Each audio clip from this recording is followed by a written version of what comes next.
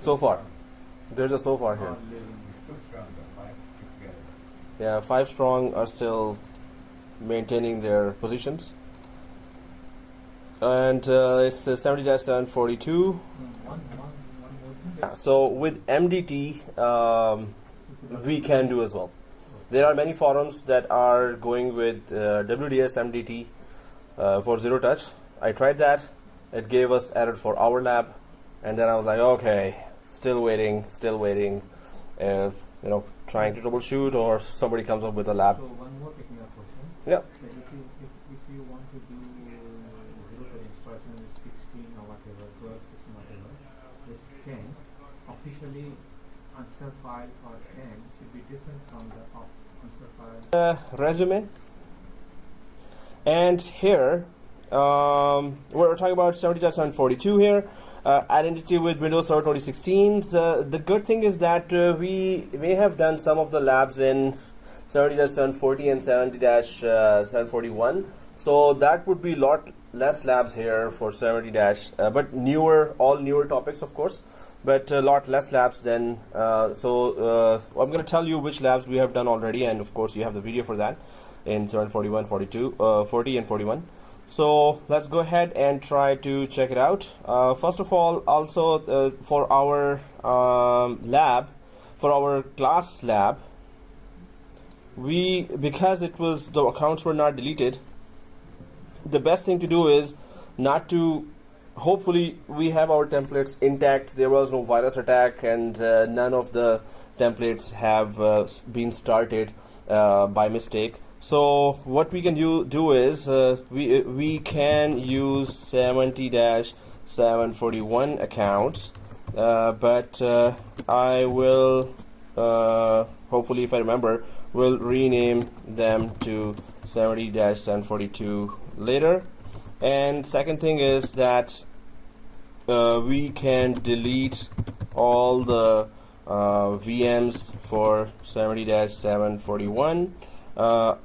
Do not delete the template machine. And that is already shut down, right? Yeah. That is already shut down. No, the machine is coming as a Cortana. Yeah.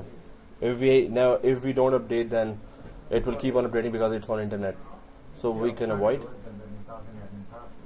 And for these last physical machines, yes. Since nobody maintains the machine, so it comes down to is it asking for class password now? Admin password now? Yeah. Okay. So yeah. So I'll just put the admin password so you can put it on update and it will never. No, then we'll come back again. It will keep on coming back. Yeah. Pretend you're not watching. So maybe they do now. Turn on. Okay. Minimize it will be on background. It will be on. Yeah, Lucy? Yeah, I don't mind. I think it's going to start. Okay, yes? Yes. So, what were we saying? What was the question? Do not delete the template machine, but delete all the VMs of 70-741. Including client everything, right? Fine. Only tablet you want to stay on, right? Yeah. Only template stay on. Yeah. So, better have a totally new environment than continuing with our older one. And the template machine, we can on template. So let's do it together. Template machine, we can rename to 70-742. So it will not be deleted for us. If anyone is doing maintenance afterwards, all of a sudden, so they would know that this is the current course we're going for. If 741 you keep the name, they might delete it anytime when they are doing maintenance. So we're going to do that together. Let's do it together so we could know that what was going on, what were we doing. You don't need a client.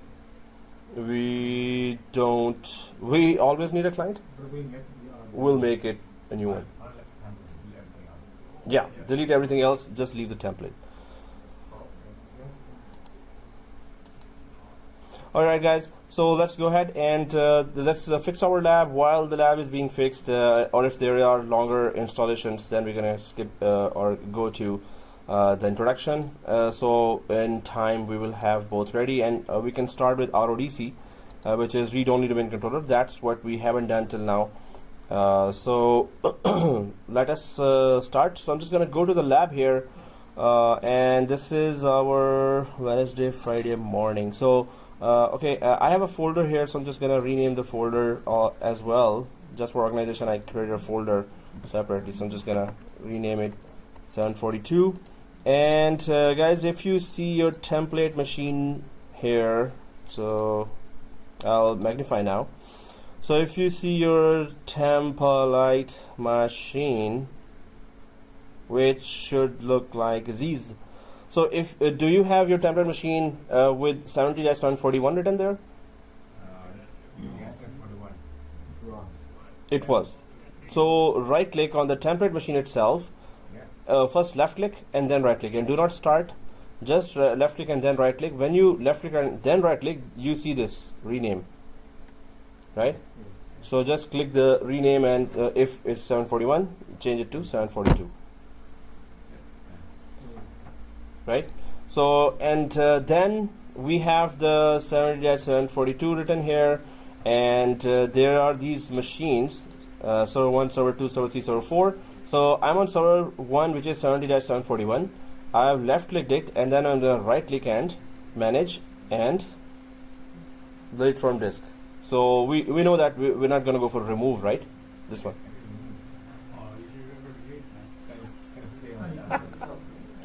You know, this move alone deserves coffee and donuts for everyone. Keep telling you what to do. Listen, we do all together. Ignore everything. I did the head. We gotta remove it. This deserves a coffee and donut for everyone. Come on, man. So that was very, very basic. You know what I tried to do? I tried to go to the actual folder, try to find it, but it's blocked because of that many. So manage delete from disk, guys. So we have a sponsor for today, and yeah, Ahmed, yeah, and yes. So I'm just gonna go with server 2, click that and right click and manage and delete from disk. Server 2 gone. Guys, with passage of time, if you keep the machines even shut down, we were using that, but even if you keep the machines shut down, somehow this keep on increasing in size. So the new machines we're going to create will not be increasing in size. So that's why it's important to get rid of these older machines. Although there are maintenance tasks, but they take even longer time to decrease the size of the disk. So I'm going for server 3, 741 and delete from disk. Yes, I hope nobody accidentally deleted the template machine. What? Okay. So that would be then, you know, a restaurant level mistake. Big compensation. Big. Yeah. For now, it's Tim Horton level mistake. So delete from disk. Yes. And delete from this YouTube client. So the client we have, delete from disk, and bye bye. All right, guys. So template machine, if it is all done, let's go for template machine and right click here and go to manage. I'm on template machine now. So first of all, if you click the template machine on the right side, do you see this? Yeah. It's 4 GB, right? No, MB? We need it to stay for MB. Yeah. Why? Because then it cannot start, right? So we cannot make a mistake then.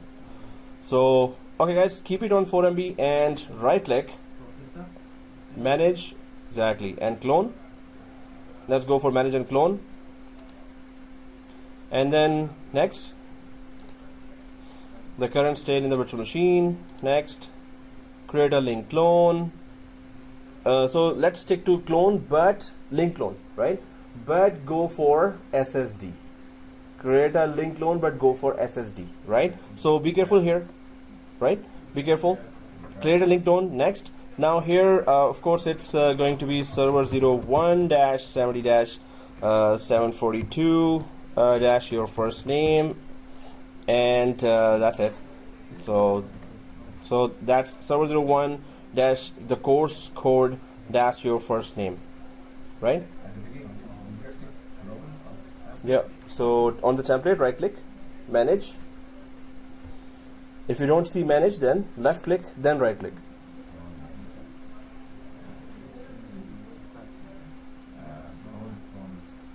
Guys, do not click finish. So did you all change this C to your SSD drive letter? If yes, go ahead and finish. If only C, change the C to. Do not go to browse. Do not click finish. Just change the drive letter from C to your SSD drive letter, right? Oh yeah. If it's laptop, yeah, no problem. If it's desktop, we need 2 servers. Exactly. So go for the second one. It's going to be server 02-70.742- your first name. Yeah. Evan, there? Let me know. What's going on? If you need help, let me know. I'll be a fireman. I'll just have the water cannon. Okay. If you need help, let me know. So server 1, 70-742, and your first name and C drive. I'm just gonna click finito. Yeah, it's gonna be easier. So then I'll just go for, if it is created already, if both are created already, just start both the machines. So I'm just gonna put that 70-7-2016, manage, clone again, next. Yeah, create a link clone, and again server 02-70-742- my first name and my drive. What I'm doing on my laptop, so it's C drive that I want to create on. If on desktop, go for your SSD drive. Finito, done. Because it's a link clone, it will be done. So if ever you want to move those machines, you know that you have to move the template machine as well with it. Otherwise, they're not gonna run on wherever you move it, because they are link clone. So I'm just gonna drag it to the folder 70-742 that I created for organization. So I have two machines here, right? Yeah. Yes, we have to change the RAM from 4 MB to 4 GB. Yeah. So server 1, I haven't started that, but thank you for reminding me. So I'm just gonna go to edit virtual machine, because and guys, you have to shut down to change the RAM. If the machines are started, it won't let you change the RAM to 4 GB. So edit virtual machine here, and 4 GB. I'll click the 4 GB here, press OK, and then server 2. I'll click the 4 GB here and press OK. Okay, let's make it 8 GB.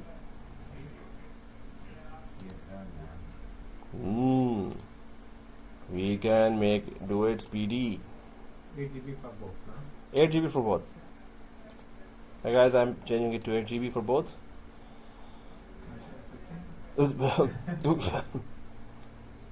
So yeah. So now, when you click double, you said something last time. Double click on the number itself. Right. Okay. so if the machine is shut down, then we can change the RAM to 8 GB. So I'm powering on server 1. I'm powering on server 2.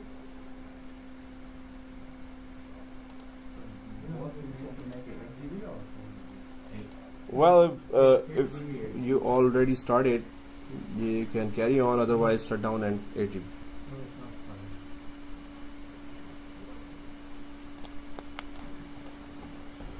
So server 1, server 2. So we know the drill here. I'm just gonna type all the steps here, so we can just come up to our network, guys. We need to also create our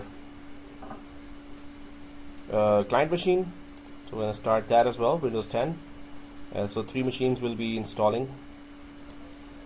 So our network, I'll just quickly create the first machine, second machine, and third machine here. And we'll go for server 01 and name it server 01, and IP is 192.168.200.1, 255.255.255.0, gateway is 192.168.200.1, and preferred DNS is 192.168.200.1, and on, of course, once this is given, but we still have to activate it, and yes, rename it. So no, give static IP, rename, give static IP, rename, and then after rename, you have to give take snapshot. That's very, very, very, very, very important. We must not miss it. So this is the first set of things that we need to do. So I'm just gonna paste it on first set of tasks that we need to do, and the IP here is just 2, and I'll just go for the small machine here, that is going to be client 01, and IP from DHCP, and also, but first it has to be activated, renamed, and snapshot.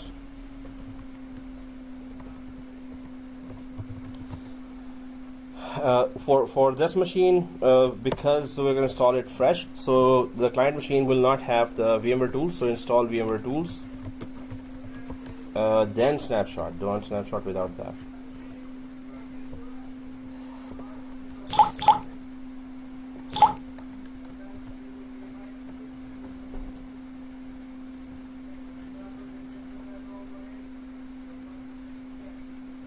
So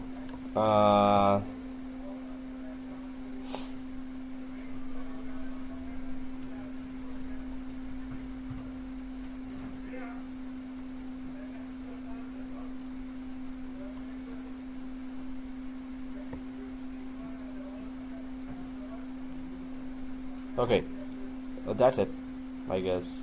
Good. Okay, guys, if you want to take a picture of that, you can just so these tasks must be done with these sequence, and then the next task I'll be doing with the other one. So in fact, the next task will be this. Let me just put it in one go. So it is AD, of course, DNS, DHCP, rename admin, the same tasks, and DHCP. So we're gonna do DHCP together as well. So rename admin, and then 390 users with PowerShell. Yeah, it's one.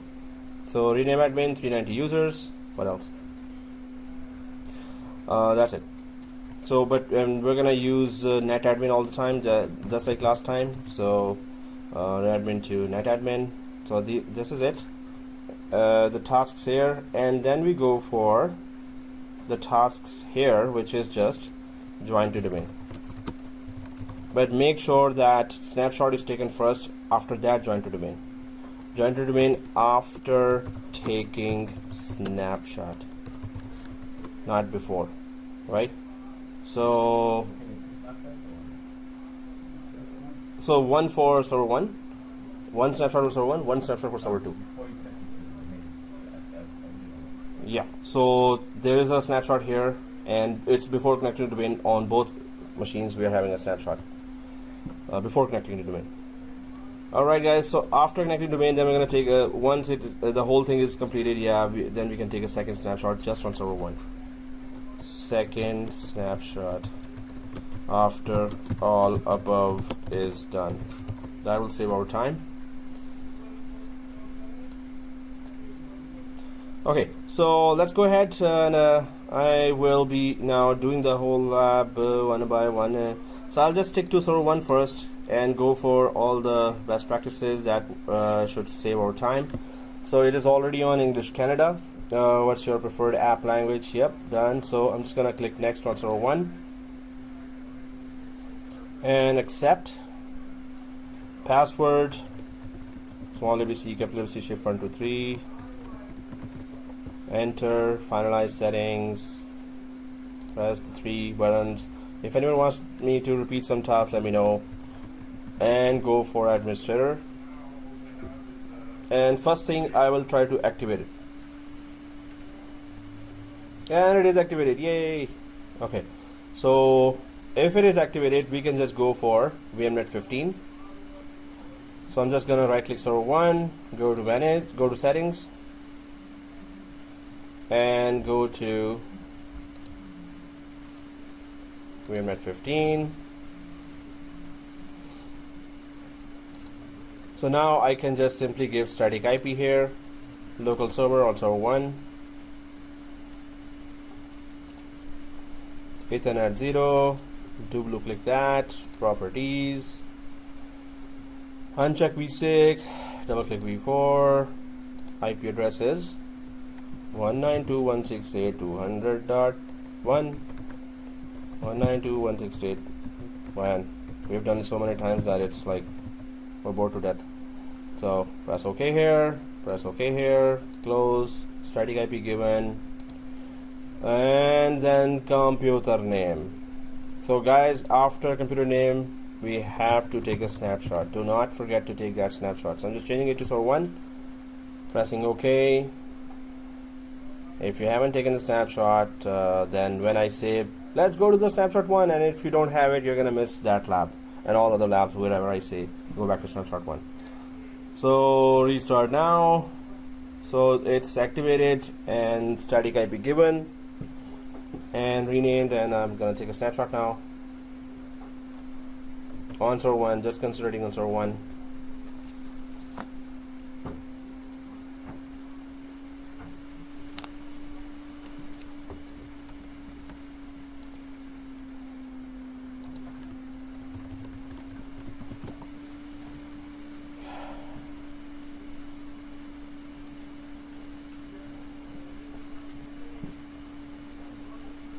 Okay.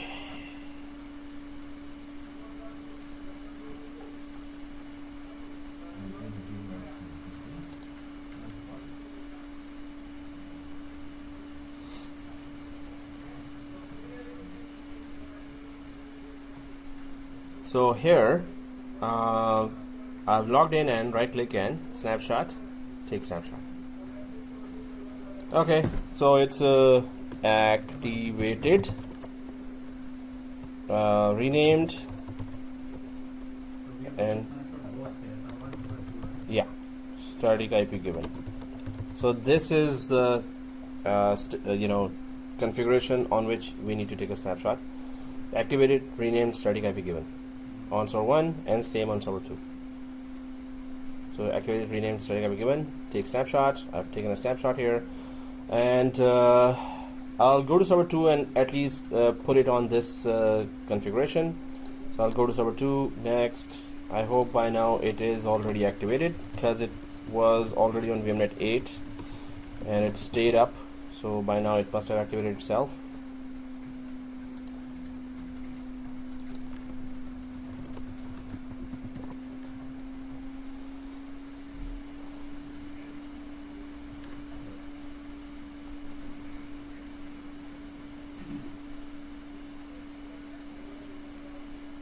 Okay, it's activated. Right click, settings,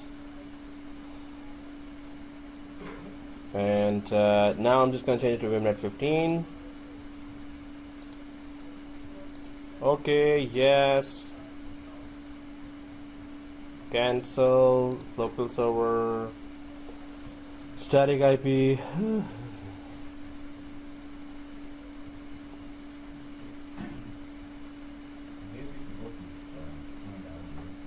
What? Gateway is 1. So Ethernet 0, server 2. I think Gulzar is already done with everything, and he's yawning 50 times now. Like, yeah, all same configuration, network domain.local, and the DHCP IPs are from 61 to 91 or 61 to 81, whatever. Yep, 192.168.200.2 here, 192.168.200.2. Oh, 1. The rest is all 1.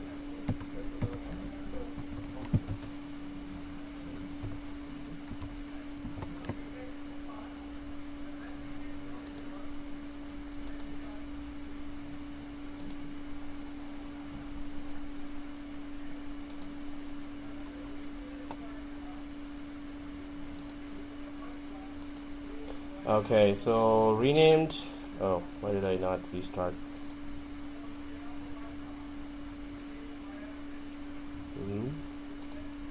Did I even rename? Oh, I didn't rename. Server 02. Okay.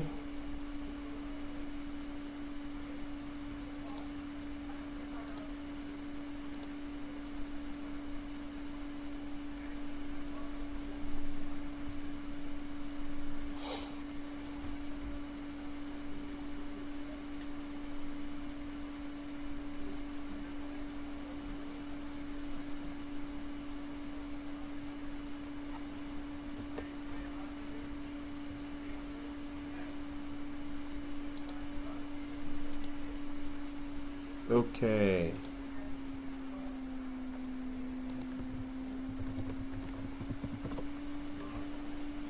Administrator.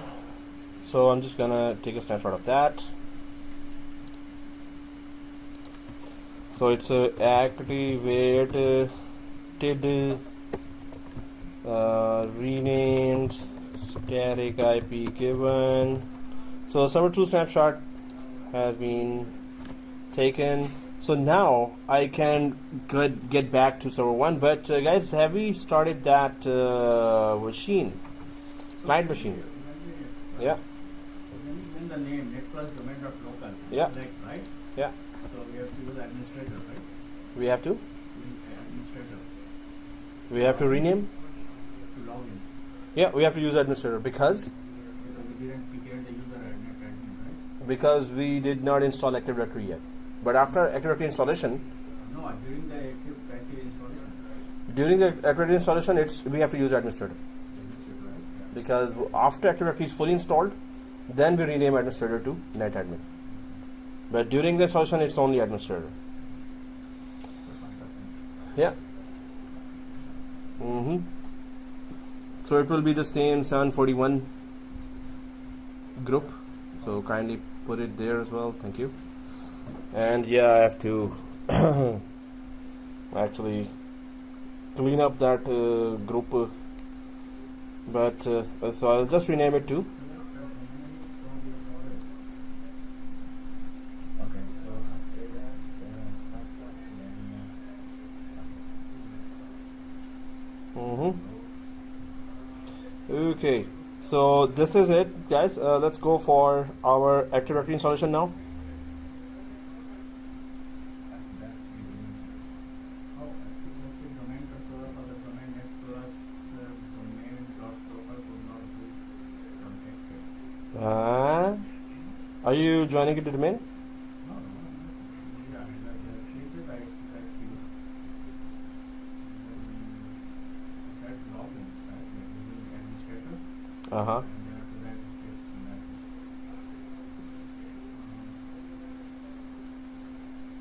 Active domain controller for the domain net plus what are you adding? domain dot local. Movie? Huh? Yeah. What's that for? Next one, Server 1, right? yeah. Net plus domain dot local. Server 01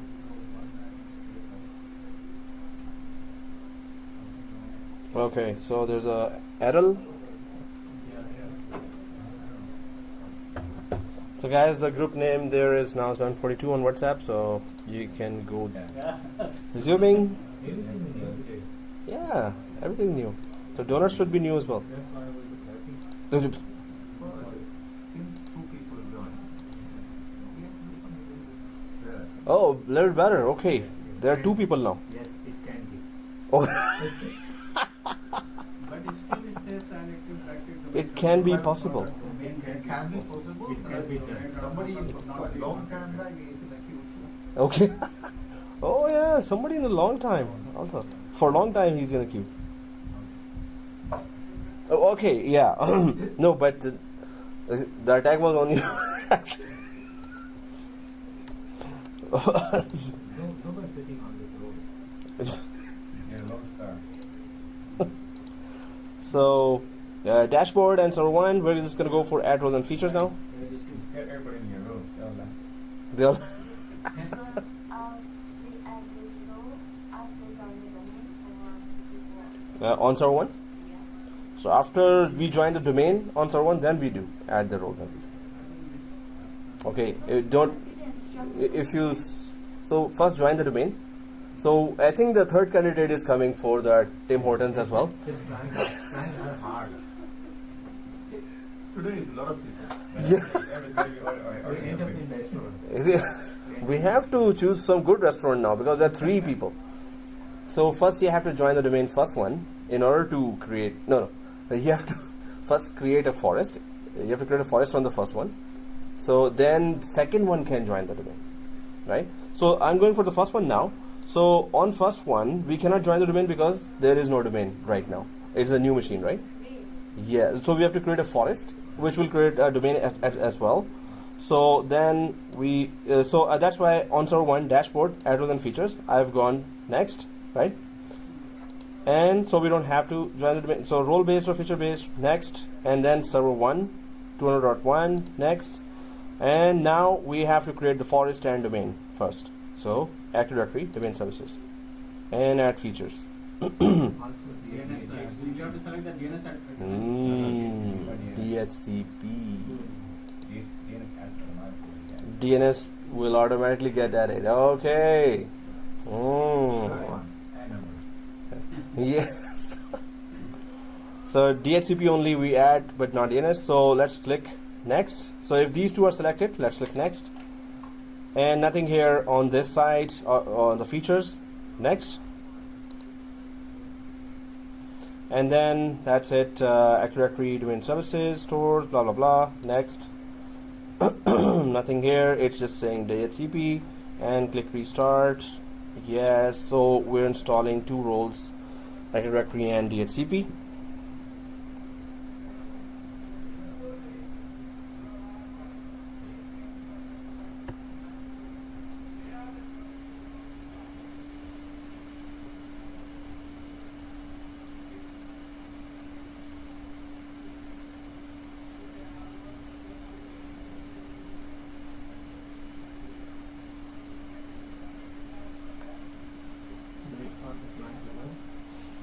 So guys, while it is installing, yes, I was gonna. So let's just install. Let's go click the home button and start the installation of client as well. Windows 10.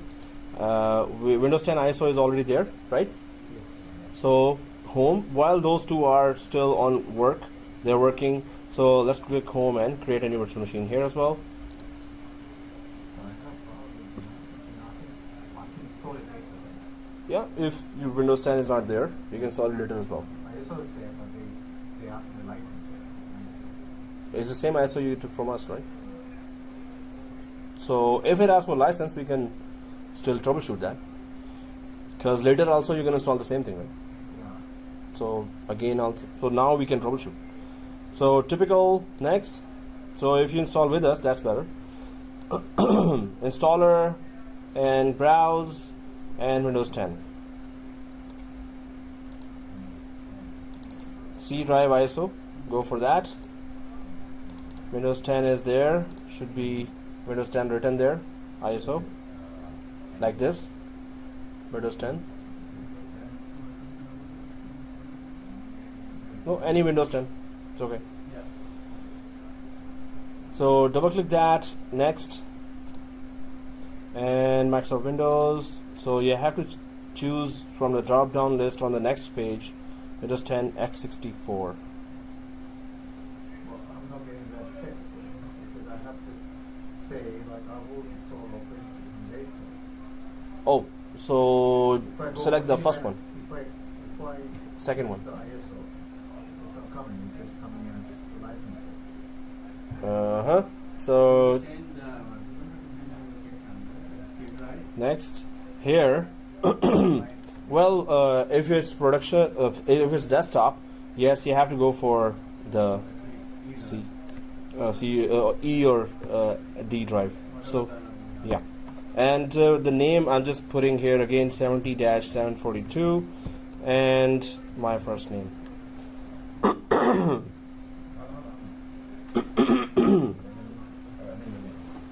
So HTTP.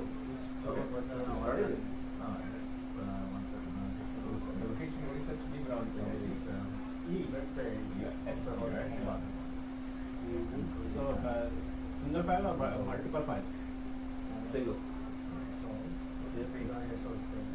That's fine. Then when I go, 6 is fine? Yeah. 4 GB. So 4 GB, 200. What about the space? This space, 200? 100. 160. Yeah, it's okay. Yeah, I can Yeah. put it on. I can put All right, guys. So here, I'm just gonna keep going. Next, drive 100 and single file, and next 501, right? it's core 2. So I'm on customize. Drive is 200 GB. Memory 4, and processor cores 2 cores here, right? Memory 4, processor 2. Do we need also the virtual Also what? No, that's for server. Wait. Virtual interval. No. So guys, just make sure that you have this configuration: 4 GB RAM, 2 cores, 1 processor, and VMNet 8. It should stay temporarily on VMNet 8. Once it's activated for 90 days, then we're gonna change it to VMNet 15 later. But we're using a split virtual. No, No, single. single. Oh, 100. Yeah. So stay. If your configuration is exactly like that, go ahead, click close, and start.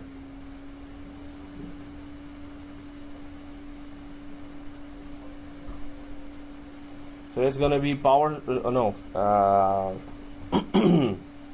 It's gonna be group policies in depth, and certificate services, and federation services, and rights management server. All are critical. So if the configuration is like that, let's go ahead. Everyone got this configuration? So go ahead, click close. You got it? Say, Yeah, but I'm looking at them, I'm good. I'm sorry. like, you remember it? You're not there? Yeah. Oh, yeah, now it's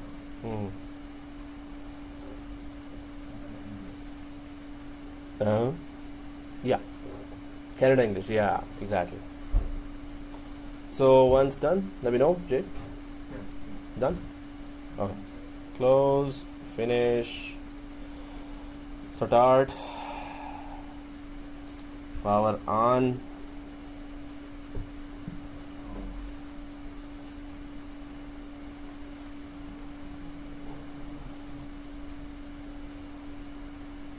So Windows 10 here, it's starting. I'll just put it on the installation, and then we can go ahead.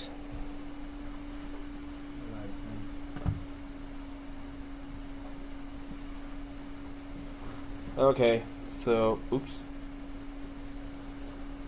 zoinks.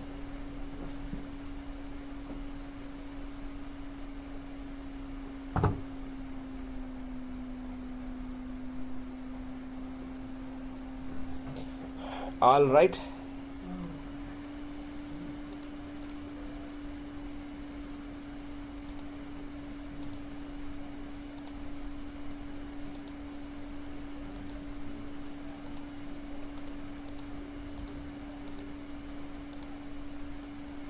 Canada, Elisio, next, install now.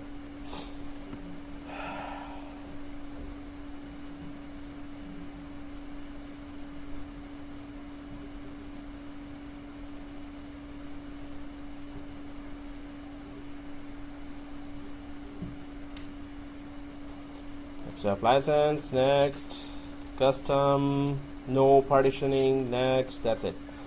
So it starts installation, Windows 10, and we leave it there. I hope everyone gets that. So now on server 1, it is already Active Directory and DHCP. The roles have been installed. I'm just gonna click the promote this server to a domain controller, this one. If you had clicked close, then you can go for yellow triangle here, and you can still go for first the promote this server to a domain controller. It's the same thing, so click that, and then now we can choose the second option, which is to create a tree domain, because it's a new name. So we're gonna go for tree domain here, which is just like, you know, any Okay. Add a new forest. So I was in freedom. Okay. So net plus domain dot local. Next.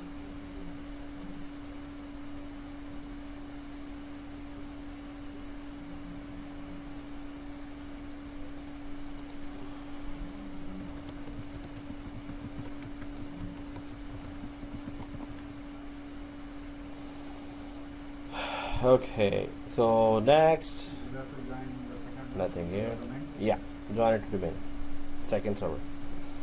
Right, by domain name. I hope everyone, those who have done the installation, have renamed the administrator to netadmin and only use netadmin onwards. Net plus domain dot. So net plus domain is the name there. Next, everything is next finish now. Syswall, next. Syswall does what? Anyone remembers that?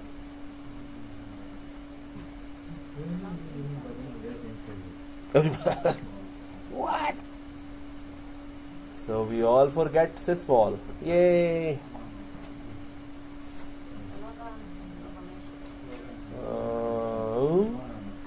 But that was It is a repository and launching area. for Group policy and and script. alright. Repository and launching area for group policy and scripts. But the log information was for global catalog. Yeah.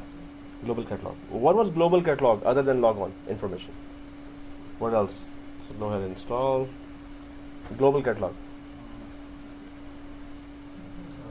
Come on, guys. Global catalog provides information about the whole file. And you also said something, Jay? Something? Oh, it's partial information about the whole forest. Yeah. So it provides information about the whole forest, but partial information It is contain a partial information of all the objects. in the forest. Exactly. Cool. So group policies is gonna be tricky now. It's gonna be a lot of. So we have to rename this administrator to the NetAdmin. admin. So right click copy. No, not rename. Or I always say rename. Actually, it's right click and copy the administrator account. On server 1, right? On server 1, if Active Directory is installed. On 1 I can't access. When I go to server 2. Huh? When I go to server 2, I try to connect to the... No, but there's another video going on. I'm trying to listen to that video. No, this is Cortana. Windows 10. Cortana. Oh, Cortana. oh okay. Yeah. What is the copy? Yeah, sorry, you were saying, Ahmed? I was totally distracted. When I go to server 2, try to connect it to the group domain. It's not allowing me because I first included server 1, including the active And? name, copy the net No, even if it's not better, you copy it, but if you haven't copied, you can still use the domain administrator. But you have to type the domain name. Right? So I'm just gonna join it to domain. Oh well, it's still in restarting from installation activity. Then I'm gonna go to join domain. Copy object user, right? Active Directory user and computer, they are user, right? Yeah, Administrator, right? administrator and right click and copy. Second copy. Or you can wait for me. And we have to enter the net admin here first. Yeah, that's it. So administrator, right click copy. So it's on Net admin. You know, server 2,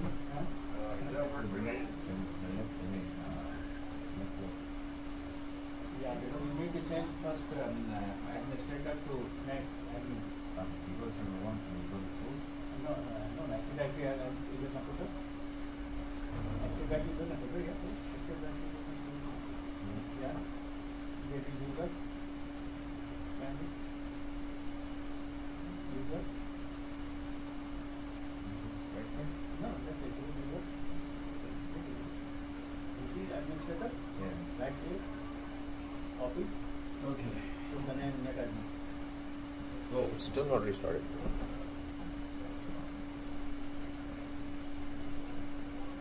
Next. So read-only domain controller, guys. Let's start now. Oh, we haven't. So everyone joined the domain, and no, I'm also not done. No, but you're doing on the laptop or both.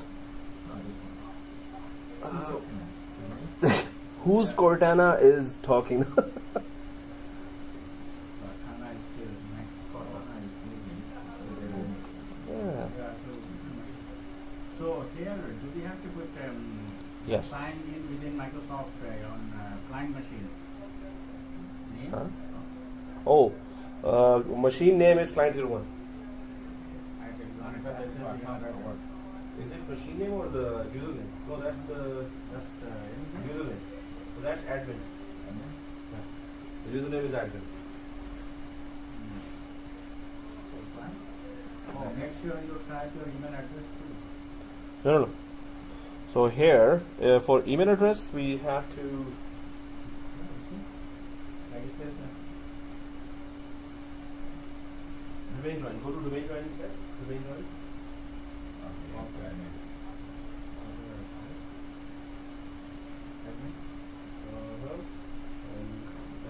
Hi there, I'm Cortana, and I'm here to help. A little sign in here, a touch of Wi-Fi there, and we'll have your PC ready for all you plan to do. You can use your voice or the keyboard along the way, and if you'd like me to stay quiet, just select the sound icon. If you need an assistive screen reader, press the Windows, Control, and Enter keys at the same time to enable Okay, now she's not gonna talk. Okay, enough intro, let's dig in. Just a momento. Canada. So I was just supposed to Canada there. And the keyboard is US, yes. Then want to add a second keyboard? No. So I skip.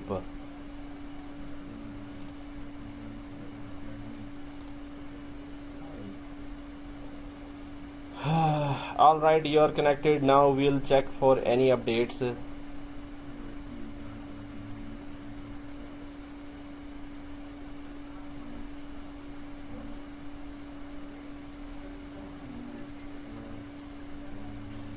On the client, who's going to use this PC by joining the domain? Is that admin? Admin. Who's going to use this PC? Well, it's while joining the domain. Yeah, It's asking? by installation of this Installation. of Windows 10. Admin. It says that It asks that? enter the email address or join the domain. Yeah, so go to join the domain. So I join the domain and ask question. Oh. Who's going to use this? Admin.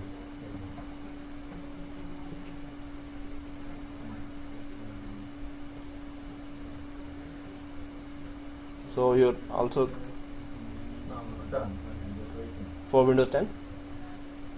Legend, Windows 10 is on for you? Server And J? one and the Windows 10. And Windows 10. Okay. My server one is telling me that, So Legend, Windows 10 done? Oh, done. So you've given. Okay, you're going through that. So admin is the local admin. You have to put that as the username, right?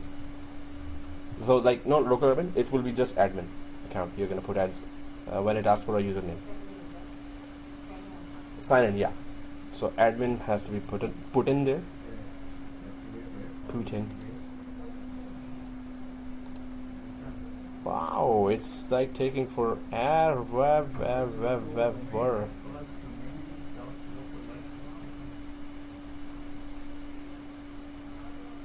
What is going on?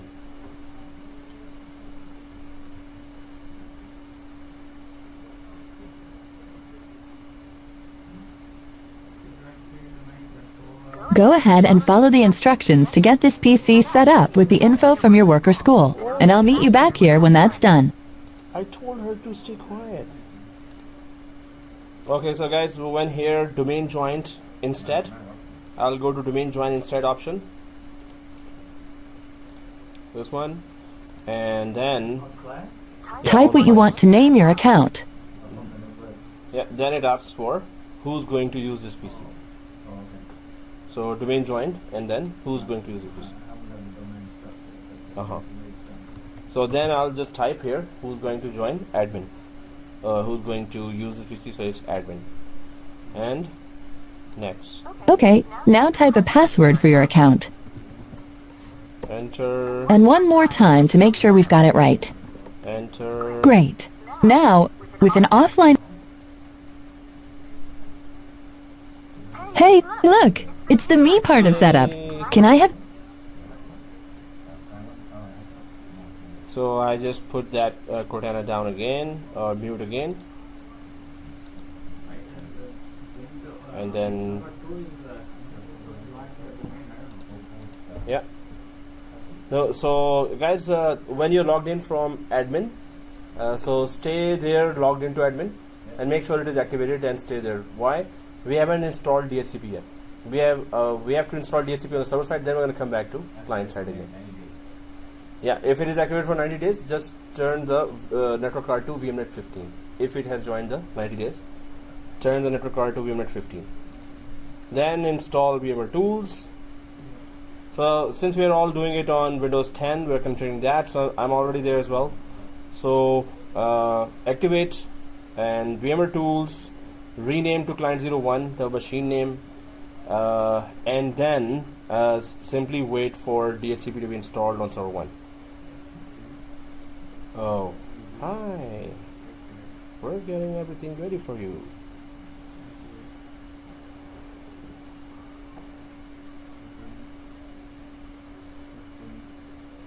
So I'm just gonna put that set of tasks on the board. So on the client, rename it to client01. Activate it if it is done, renamed. VMware tools have to be installed, and we don't have to put static IP here. So IP from DHCP will be coming here. So once these tasks are done, that you've activated it, renamed it, VMware tools installed and restarted, then take a snapshot of that, and then log in and just wait for DHCP on the server 1 to be installed to give it an IP, so we could join it to domain. So if it doesn't get an IP from DHCP of our server 1, we cannot join it to domain.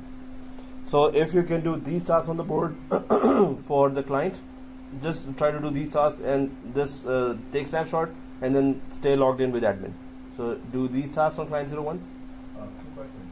On client 01 and client 02. Sorry, 01, 02. Yeah.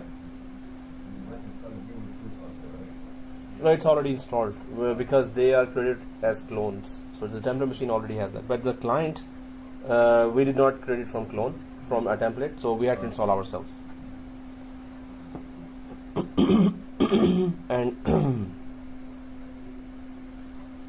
alright, so this is the client side of task that you need to do, and make sure that it is exactly, so make sure that you have the snapshot ready. I'll go visit my client side. It's still checking for updates, and when it's logged in, I'm sure it's, oh yeah, it's joined to the domain, so it shows that now. Press yes, and it is showing that it is activated for 90 days. Oh, it's activated for 90 days. So once that is done, so first thing is that I'm just going to right click and go to settings and change it to VMNet 15. But on VMNet 15 there is no DHCP, so because we haven't installed one on server 1, so VMNet 15 first I'm changing that. Second thing, I'll be installing VMware tools, but I'm not going to restart this.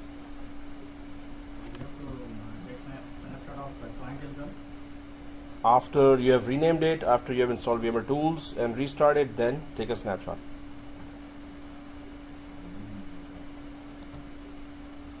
So I'll go to yellow folder just to install VMware tools on Windows 10. I'll go to this PC, and there is the on DVD the VMware tools are mounted already.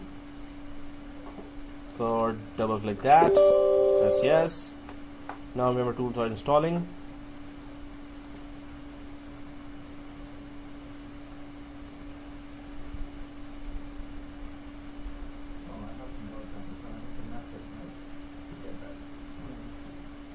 So yeah, you have to just right click here and click this to map it.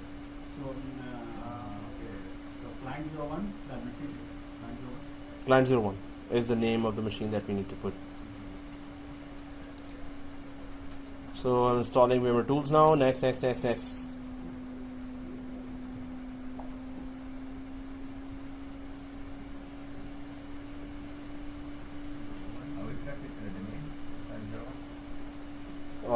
we no. So Snapshot first. yeah. So if client 01 is done, VMware Tools is done, and activation is done, then just restart finally and take a snapshot. So did you start down and start it? So did you do the client 01 renaming? Did you give the machine name client 01?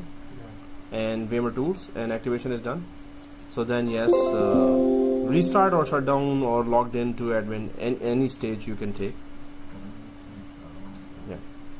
So I'm not going to restart VMware Tools installation. Ask for a restart. I'm not going to restart because renaming also requires a restart. So I'm just going to rename it now, and in one restart it will install VMware Tools, confirm installation, and in also it will reinstall or rename as well. So I'm just on the yellow folder. How to rename the Windows 10 machine? I'm on the yellow folder and right click on this PC and properties and change settings.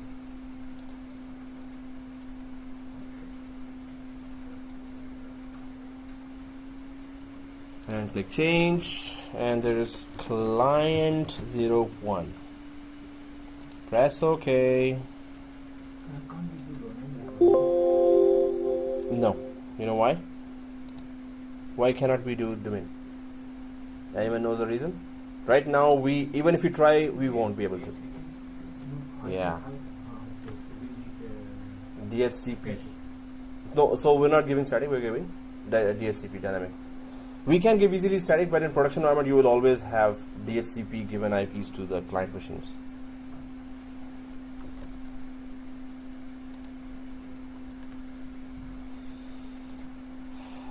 So on now Windows 10 is restarting.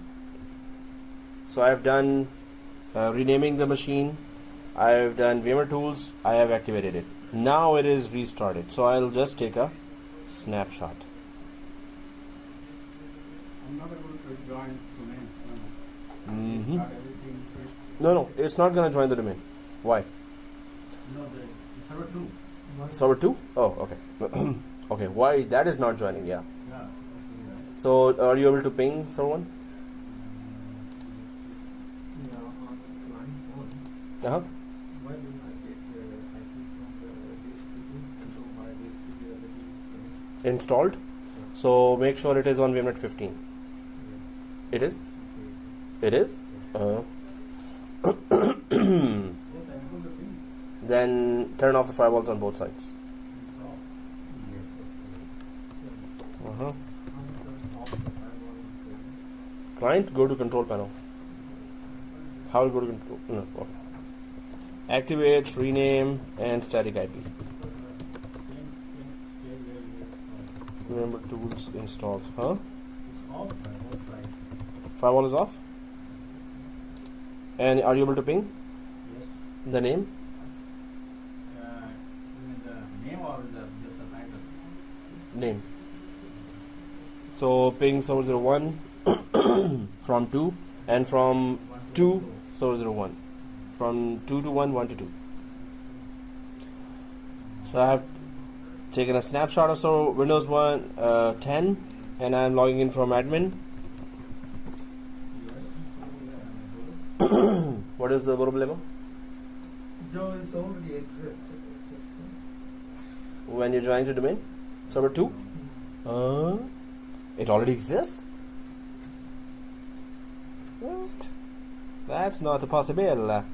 So I'm just gonna go to server 1 now. Able to both sides. Even name, the address. Oh, Probably okay. Let's check. So when you're done troubleshooting, let me know. Excuse me. There were 2 administrators.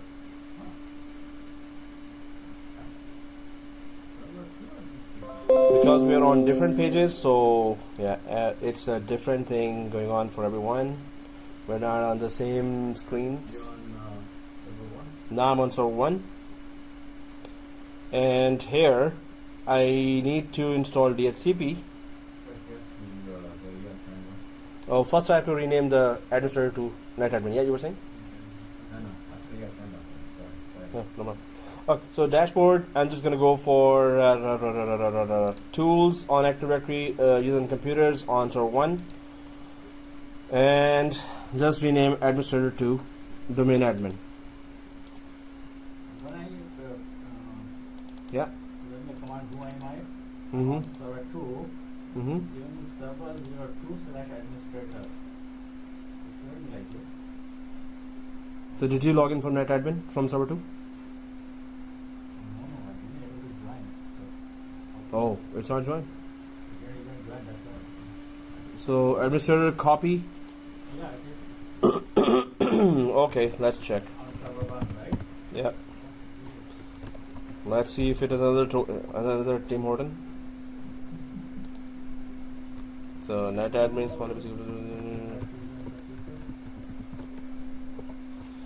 So NetAdmin is done. I'll just sign out from domain administrator on server 1 and sign in to NetAdmin, and I'm gonna always use NetAdmin now.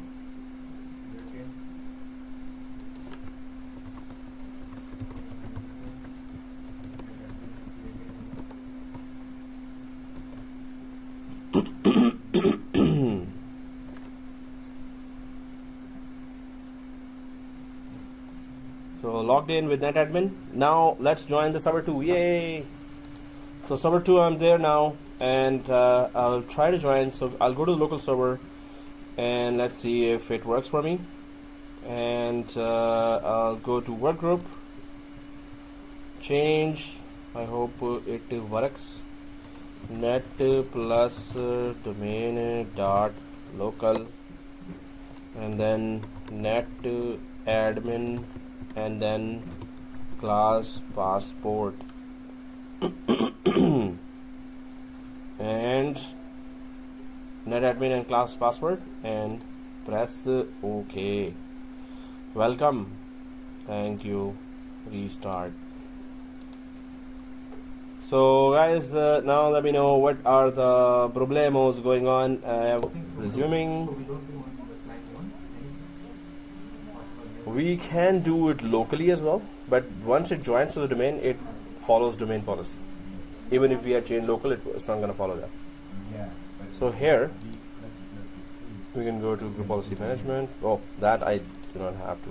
So resume, and Actually, he came to tell us, but we didn't understand. yeah, he was saying that there was dinner or lunch or something like that, but he deliberately was not clear. Otherwise, we'll jump. He just want to give you like a halfway. Yeah, just to say I told you. Oh no. Alright guys, so that was a good lunch and good dessert as well. And introduction to the course after creating the whole lab here is that it's 70-742 identity with Windows Server 2016 is the name of the exam. And I'm your instructor. Oh, we know that, right? And your introduction, yeah, I know you as well. So, are you easygoing type? I don't think so. And again, are you the active and harrowing type? Yes, that's it. And if it is your field, then you need a good hardware. I think everyone has bought that. So, key to success is dedication. And let's go ahead. Blah, blah, blah. Now guys, I would always ask at the start of the class that whoever is here can send me their can email me so I could add you in the group. So can you go to your Gmail and simply just add the subject line as 70-742, so I could remember that okay, these are the emails that I have to add to Google Group. These are the emails that I have to add to YouTube. So just kindly create one email, just send it to itguyme@gmail.com, and just put the subject as net plus 70-742. So I could just gather that information and just add you quickly to those groups instead of thinking who I did not add, who I added. Yeah, so it's these.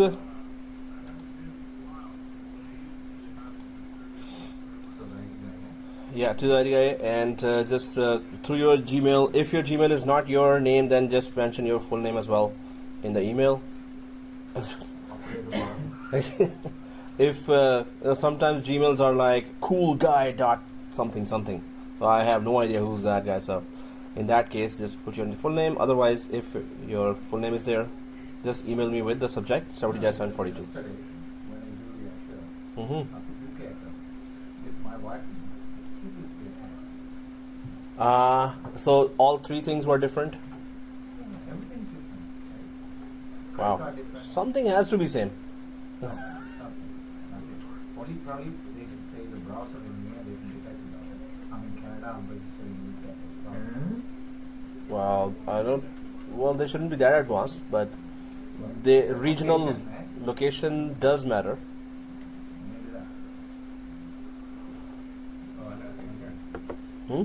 So I emailed the guy Yeah. on the booking service. Uh-huh. uh, Yeah. And then he got back to me yesterday. I'm getting my money back. Oh, you're getting your money back. Good. 5 to 10 days. Okay, so everyone can then, whoever was charged, but they did not fix the issue. They're just giving money back. He goes some problem with their even RODC. Something he goes. Oh. We look into it. He goes, "I'll get back to you." Refund me that no, can't Okay. Okay. So guys, if it is done, let's go ahead to the next page.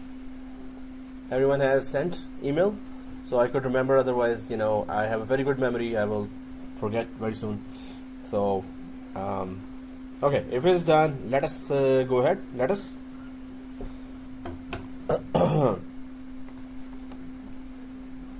So, okay. The next screen is that we're going to just talk about the topics here. Then we're going to start the lab. Oh man, we should have started the lab earlier. Well, we can still start if we start now. But just the exam strategy here is because we've talked about that before as well. So 70-740, then 741. Majority of us are 740, or maybe all of us are 740. Oh, you didn't do that? That's not The rest. from France, we were- No, I sent you. I didn't send you. At 2 o'clock, please don't leave. I'll send you right away. You know what, like 7:41, the files, last meter, Oh. to open. They don't open? Oh. So at 2 o'clock, please do get it from me. 33 MB, right, files. No, The file I sent? R01 or something. They open. They, they don't open? Just installing, PDF file, right? Leave unzipped it, right? You unzip it and then extract it. Other It's- file is opening. BC another, but the PDF file is not opening. It's a 133 MB. Try on another computer. You tried on the laptop? PDF is expensive. So when I spent 20 days and then I spent $120. So it's opening fine this means. But try another computer. Maybe your I PDF. tried two computers. Two computers? Home. Same. No, if it is home, it doesn't work. Here, no, just so only Net Plus it works. So you have to pay. Oh, but at home it worked for you. Yeah, that's a bad thing about it. That's a bad thing. It It didn't work, I would have saved $120. ouch. Maybe it's a lenient or not working. Lillian, it's not working for you. I work. It worked. I open and clean up. She cleaned it out. PDF one. Yeah. Passed Yeah. it there, right? Yeah. You open it and I print open it. and clean Yeah. up. Yeah. So it's working. If you have it here, we can just check in USB. In email, but you send the email, right? Yeah. Oh yeah, you can download here. So you guys here 70-740. What do we have here? Identity with Windows Server 2016. Identity just means that everything related to logon area, to the usernames, to the groups, to the security groups, to the distribution groups, related to group policies there, whatever is along your security lines and your login environment, right? So that's identity and identity with Windows Server 2016. So we can just click that and go to that link and try to check it out. What is Chrome doesn't open on my no, yeah, It's so I'm just gonna go to and Maya Angelou's 90th birthday. Okay. So guys, here what is 7-742 and what are the topics there? Very, very important topics. That has to be known, the concept has to be known there, right? So this so this is the skills being measured, right? That's the page where exam information is there for 70-742. The name again is Identity with Windows Server 2016, but what's inside, let's go for that. Effective May 1, 2017, the existing cancellation policy will be replaced in its entirety with the following policy. Okay, yeah, just rescheduling policy. So install and configure Active Directory domain services. First of all, it asks for that. Do we know how to install Active Directory? Are you kidding me? Okay, so this is the first area. Install and configure domain controllers. This objective may include, but not is limited to, install a new forest. We know that. Add or remove a domain controller from a domain. We did that several times. Upgrade a domain controller. Upgrade our domain controller to maybe if it's 2008 domain controller or 2012 domain controller, we can upgrade it to 2016 domain controller. We did that too. Upgrade from 2012 to 2016, right? Did we guys? Did we install ever Windows 2012? So yeah, that's the upgrade. So 2012, we moved the FSMO roles to 2016. Yes. Yeah. So that was the upgrade. So install ADDS on a server core installation. Server core. Server core. Install ADDS on server core. Yeah, we installed. Okay. Yeah. So we're gonna install server core ADDS. On a server core or Active Directory domain services on server core. Install a domain controller from install from media, IFM. We did that. So then resolve DNS SRV record registration issues. So well, that's to talk about the service records, but we know already that SRV records are created inside DNS and oh man, okay. Guys, it's from my kids' resume. So DNS records here, SRV record registration issues, configure global catalog server. Well, there is just check uncheck there option for global catalog on sites and services. Then there is transfer and seize operations master roles. That we did actually more than one time. Transfer and seize operations master roles. There are 5 roles there. 3 of them for the management. And 2. 5. And what are those? No, they asked me in the interview directly, what are the 5 roles? I was like, whoa! And thank God it was a phone interview, and I normally have a laptop with me. So in Google, FSMO roles. Sorry again, what was that? Yeah, it was a phone interview. If it was in front, I had forgotten this.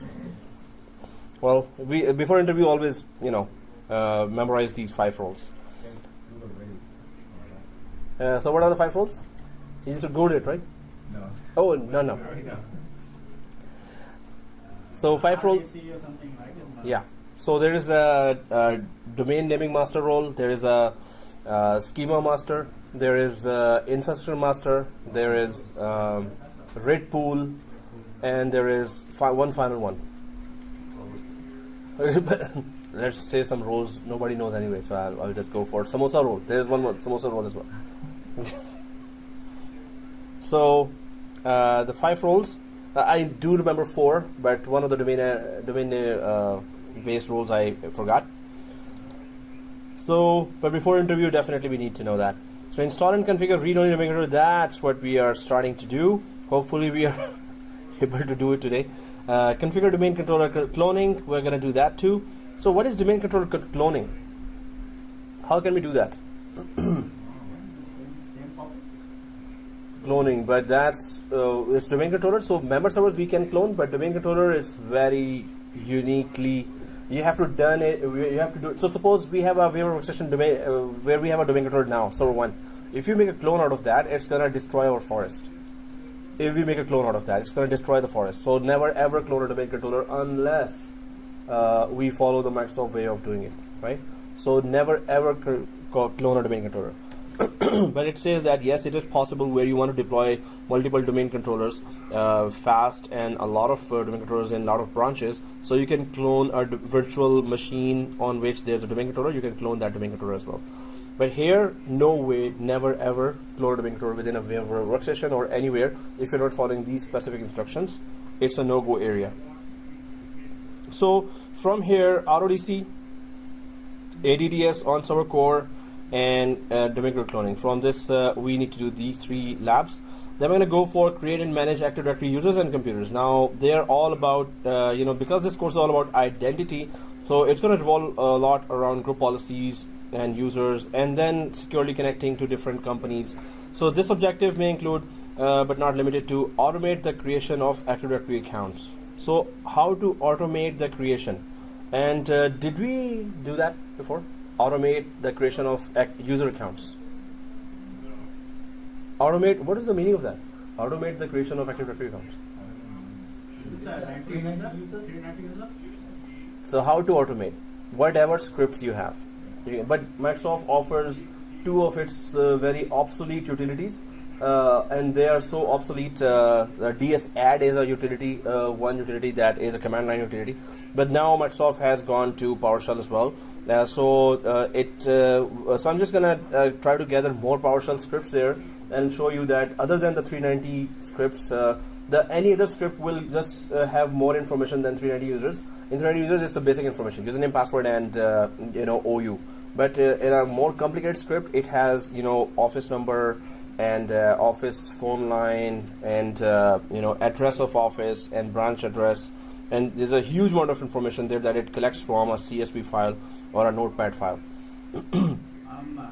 Yeah. I did it 1, 2, everything is working fine.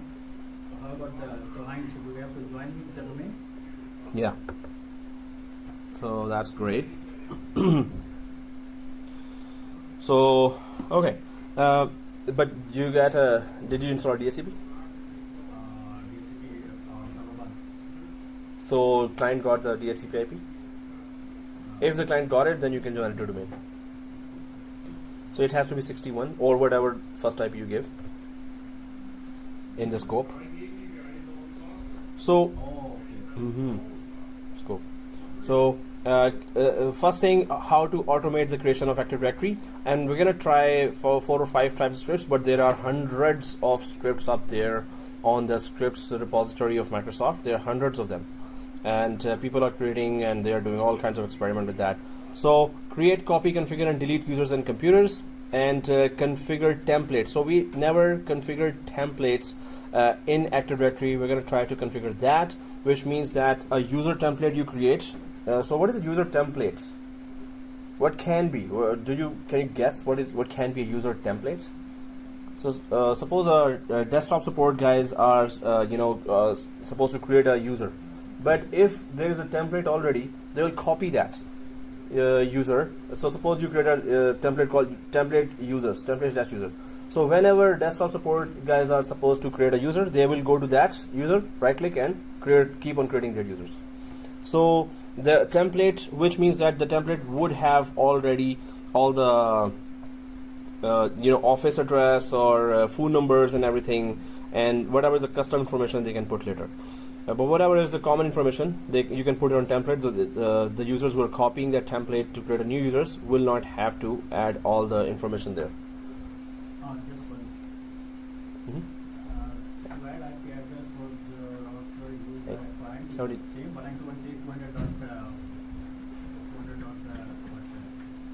61. So what IP you got? No, I didn't add it. For default gateway. Yeah. Oh, so it's the DHCP you're configuring right now, right? Okay. I use 50, so I can use 50. Default, yeah, go for 50. So perform bulk Active Directory operations. We're going to talk about that. This is day 1, so we're just talking about what this course has. So, and you're going to be 70-742 is the third course of Microsoft that we're going for. No problem, because I did check for 2000, which 2008, I'm familiar with. Okay, so MCITP you've done already? Oh, that's great. Cool. So the first two courses we have done, that's the third course now, you understand, right? No problem. Okay. So Which server is it? 2016 or? 2016, yeah. So perform bulk Active Directory operations. We're going to do that. So whatever multiple operations in one go you can do through scripts or through different other means, we will be trying to go through those by having some scripts there, or we're going to try to check what are other operations that Microsoft recommend to do. So then there's configure user rights, implement offline domain join. This ODJ or offline domain join, we did it as part of one lab in 70-741 offline domain join, but we will be separately doing that just to know that you know how to do this. So this is like you have one client machine that is not part of this domain, that is suppose at home or in another branch, but you just create a file in your domain and then export that file or email that file to the guy on the other branch, suppose that's the case. So in the other branch there is just one PC which is not directly connected to our domain, right? So you can just import that file there and run it, and it's going to join the domain. That computer will join the domain while it is not even connected to your domain controller's network. It's gonna still, so that's offline domain join.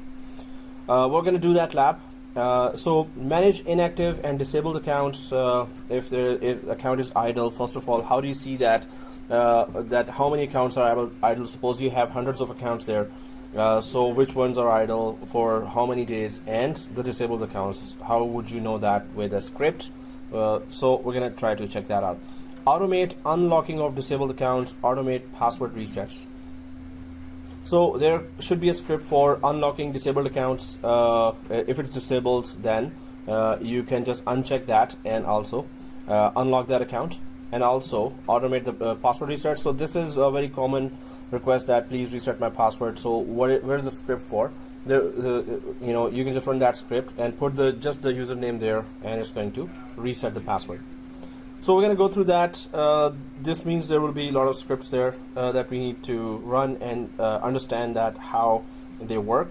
Then there is create and manage Active Directory groups and organizational units, OUs. This objective may include, but is not limited to, so configure groups nesting.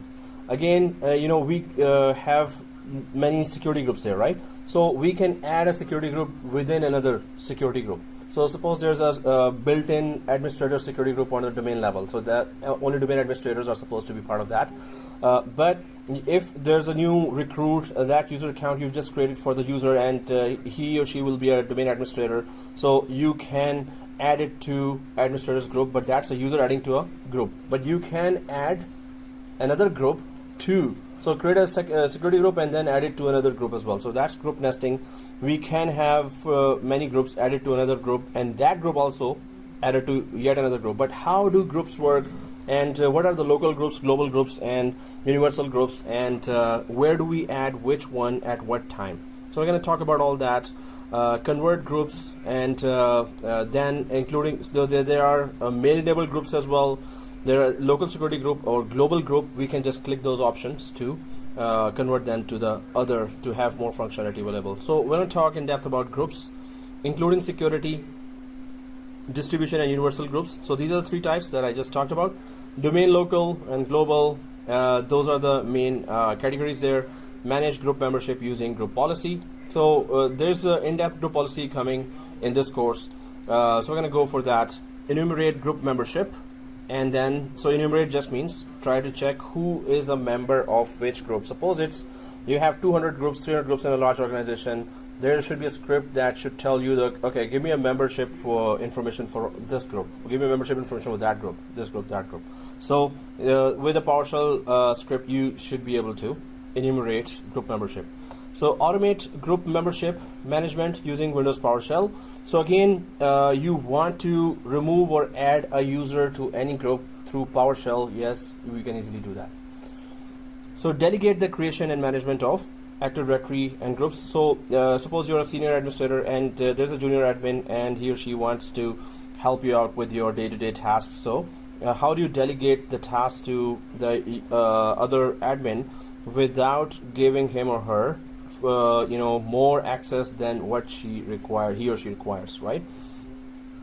So it's very granular. It really goes down to just do this, and don't touch anything else, right? So it comes down to that. Manage default Active Directory containers. Again, these are not those containers that we created on 740 course. This is so Active Directory yellow folders that you see there, the built-in folders there. Those are called containers, and OUs as well. So what are the built-ins? Are the containers? That's why it's called default container. And then when we create our own yellow folders to which we can attach those group policies, those are called OUs. So we're going to try to know what is the difference, and can we attach group policies to these default ones, or can we attach it to whatever we create ourselves, right? So organizational units we created before as well, but now it's all in-depth talk and what's the best practices by Microsoft about that. So then this is the first portion, and exam questions, 20 to 25% questions will be coming from just this topic, install and configure Active Directory. Then there are 15-20% questions coming in the exam for manage and maintain ADDS or Active Directory Domain Services. So it goes also in depth with Active Directory itself. Configure service authentication and account policies. So this objective may include but is not limited to, first of all, create and configure service account. So anyone knows what's a service account? And then what is managed service accounts? So service accounts are used with the applications. So when you install enterprise applications, you create some accounts that the applications would need in order to contact or communicate with other services across the domain, or communicate with other computers. Through the service accounts, they get some privileges. If you give a service account, suppose an SQL application, you need SQL Server, you're installing, and suppose the vendor says that, oh, we need 5 service accounts, and you have to create 3 or 4 service accounts with SQL Server. So best practice is that you don't have to, but it's best practice. But if the vendor says, no, one of the service account has to have admin privileges, domain admin privileges, or local administrator privileges. So this means that with the help of that service account, the application will try to access some of the other features of the local operating system and some of the other features across the domain, right? Of the domain controller as well, or of any other member server. So service accounts are used, they are created as we create user accounts, but their main purpose is to work with applications, and they're not supposed to be used by the users themselves, right? Now, second thing is that create and configure managed service accounts. So the only difference between service accounts and managed service accounts is that service accounts is like, it is created, service accounts are created like a user account, right? So this means they may expire at that particular, or they will not expire, they will they will have to change the password at the required day when the password policy says it will reset the password. So what is the domain password policy for user accounts? 42 days. Every 42 days you have to change the password. So service accounts, if they're created and they're attached to applications, now if the service account password after 42 days is it is asking to reset the password, and you somehow forgot that to reset the password yourself, right? You're doing multitasking, you're a system administrator. So through this service account, whatever the application was accessing or whatever services it was offering through the service account, that task will stop. Unless you change that password, the application working through this service account, whatever features it was offering or accessing through the service account, it will stop, right? So this might stop the whole application. So service accounts do not update their passwords automatically. But the managed service accounts, that's the good thing about them, they update their password automatically, right? So if the password changes, it auto-generates a new password and changes itself. You don't have to worry about the password changes. No, so password generation, there's a mechanism with the managed service accounts and we're going to test that. It will, at the time when the password changes, it will change the password. And we have to change the password because if we put it on password never expires or never changes, then this is a security risk, right? Any hacker can keep on trying on that until it finds that, okay, let's stop that service at the specific time, administrators will work on that, and I'm just going to try to hack something else. So the password should change, but you must keep an eye on service accounts. If the password changes on my service account, it changes, updates its password itself, but password does change. So hackers cannot, if they still were able to hack in 15 days, the password will change automatically to something else within whatever days you have put there, right? So then configure Kerberos constraint delegation. Okay, KCD, that's what we configured in our live migration, right? Shared nothing live migration that we did in 70-740. So we configured Kerberos constraint delegation.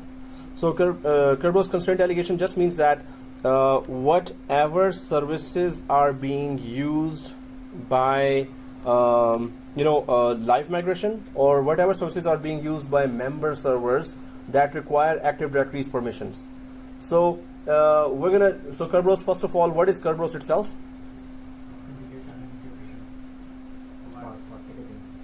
It's a ticketing system with which authentication is provided. Second thing is that authentication and encryption is for the certificates. The Kerberos gives authentication to all the users and computers in Active Directory with the help of ticketing system, right? And the best part about this is that password never travels over the network. It stays locally on the PC. Password never travels over the network. That's the best part about Kerberos. So it's a ticketing system with which you get authenticated. And I've sent a video. I sent a video to everyone. I'm going to resend that video in this group, Google group, right? So I'm going to be creating today a new Google group, and I'll be resending that video. So Kerberos is something that we will be discussing again. And you have to follow that. You have to just watch that 7-minute video just to understand that what is Kerberos. It's a very in an easy way they have explained that. But it's a ticketing system, and the best part is the password never leaves never travels over the network. Never leaves the PC, right? It never travels over the network. So anyway, then we have Kerberos constraint delegation. Again, we're going to be talking about that a little more. And if possible, we're going to try to do a lab. Although we did the lab for live migration, we had to configure this Kerberos delegation for live migration on Hyper-V machines, right? So manage service principal names, SPNs. Again, the way you put your username. Again, there will be other types as well there. So we're going to talk about that. How do you put your username, your first name, last name, or the way it is either domain / username, or that you put a username at the domain name. So you can just try to put that. Configure virtual accounts. Again, this will be for our Hyper-V, that we're going to be creating some virtual accounts for the computers there, and we're going to check that what is the difference between the accounts, computer accounts that we have created already, and what is the difference between this virtual account. So what is a virtual account anyway?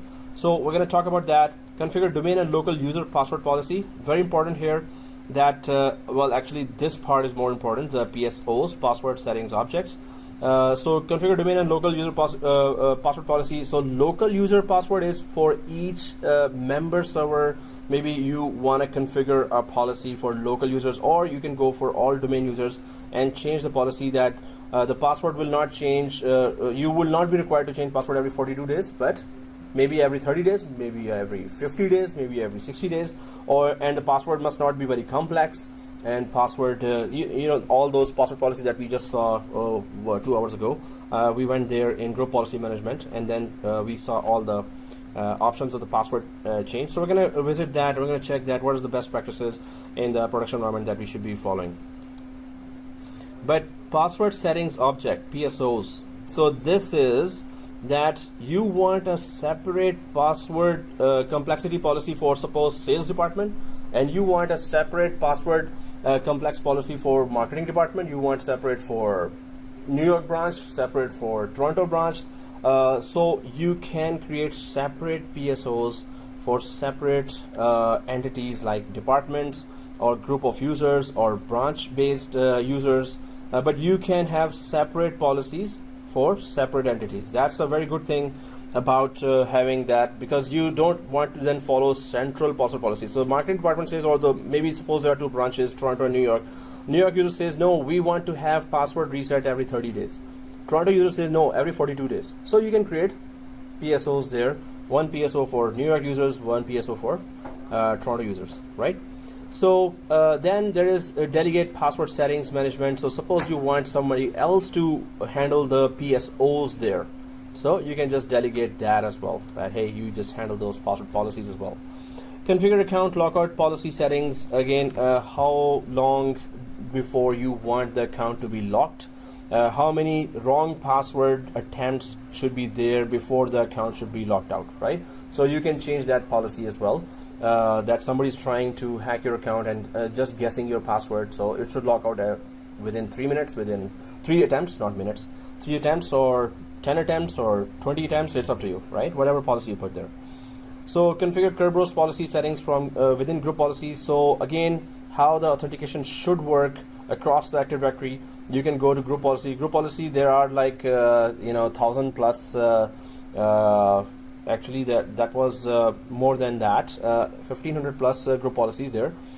So one of the policies, there are a number of policies that talk about Kerberos as well, that how authentication should work. We're going to talk about that and check what are the best practices by Microsoft. Configure authentication policies and authentication policy silos. Again, what are the other types of authentication policies you want to configure, and why would you want to do that? So we're going to try to know that what other types of authentication policies are there, right? So maintain Active Directory. This again, when we go for maintain Active Directory, backup Active Directory and sysvol, we did that in 70-740. We did a backup of Active Directory by using the local native backup utility. We will just use a third-party backup, which is Veeam, the third-party software as well, just to check that how to backup. Then also manage Active Directory offline. Suppose you're not connected, that domain controller is not connected to the network. And how do you manage Active Directory offline? If it is offline, perform offline defragmentation of an Active Directory database. What does that mean? So defragmentation again in the hard drive, we normally do, right? In hard drive, so you just collect all the software into one place or one smaller area, so you could access that. So that what you can do with database of Active Directory as well. And database file is entities.dit, right? So there you can just run that. What is that command that will run the offline defragmentation of Active Directory database? So we have to grab that entities.dit first of all and separately put it somewhere, and then run that commandlet against it, and then put it back for Active Directory to use that with the freed up space in the database of Active Directory. So we can do our defragmentation. We just need to know the command for that. So clean up metadata. We did that in our metadata. These are 13 commands that you run to clean up metadata, and that was that you have a domain controller, and suppose you have a there's a additional domain controller, and that domain controller was, when you were uninstalling, it could not be uninstalled, right? So you had to shut it down, forcefully remove it, but then its all information was in the Active Directory and the DNS itself. So we had to run 13 or 15 commands there to remove that information from across the forest and from across the DNS. So that's the cleanup metadata. And that was a long lab. We crashed the machines and then retrieved or seized the roles, FSMA roles. So configure Active Directory snapshots. We can take a snapshot of Active Directory as well, just like we take a snapshot of virtual machines, and then perform object and container level recovery. So you want to recover just an OU, you want to recover just few users, few security groups there. You can do that as well from the snapshots, right? So we can take snapshots as well. This is other than the backup. So backup is already being taken, and you can retrieve 4-year, 5-year old or 10-year-old backups as well. and retrieve information from there. But you can also go for much quicker process by, if you've taken a snapshot of an Active Directory, you can quickly recover something from the snapshot. Backup takes longer time, and snapshot takes much less time to recover something. So perform Active Directory restore. We actually did that restore of Active Directory from backup in 70-740 or 41, I guess. So configure and restore objects by using Active Directory recycle bin. We used recycle bin before.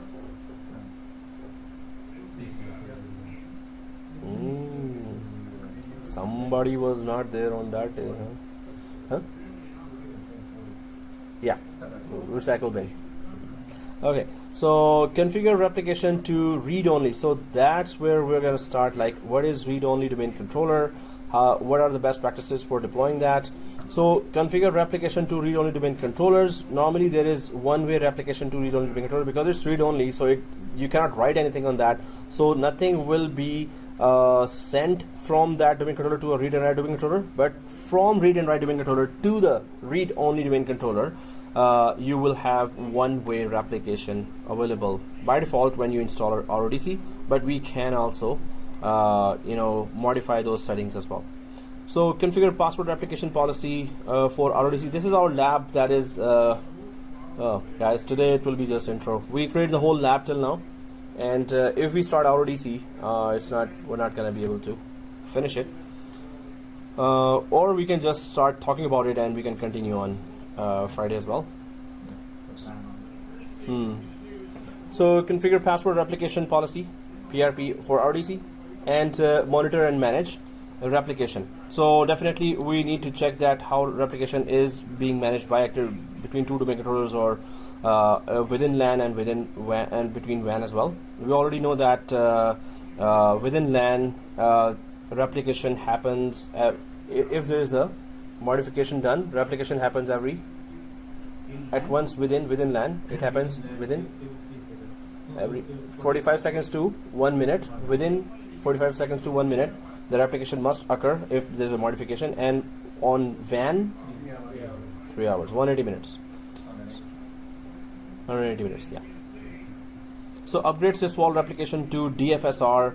Now distributed file system replication is also available for domain controllers. It is for domain controllers replication. So we're going to talk about what are the differences between sysvol replication and DFSR replication, right?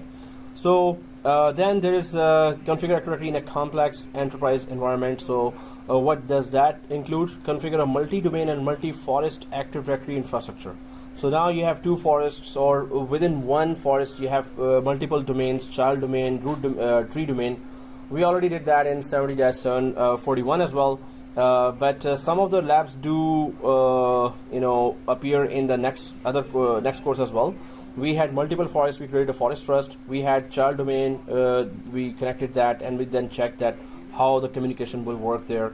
And then we created a tree domain. Then we talked about what are the best practices and how communication will work there. So then there is deploy Windows 2016 domain controllers with a pre-existing Active Directory environment. So suppose you already have a root DC created there. For replica DC that you deploy, how do you deploy them and how do you reinstall? So replica DC we've installed so many times. So we just on a member server just install Active Directory. It's going to detect that it's part of the forest, and it's going to be installed as a replica DC. But if you select the child domain, tree domain options, it's going to become a child domain controller, root DC of the child domain, or root DC of the tree domain there, right? So upgrade existing domains and forests.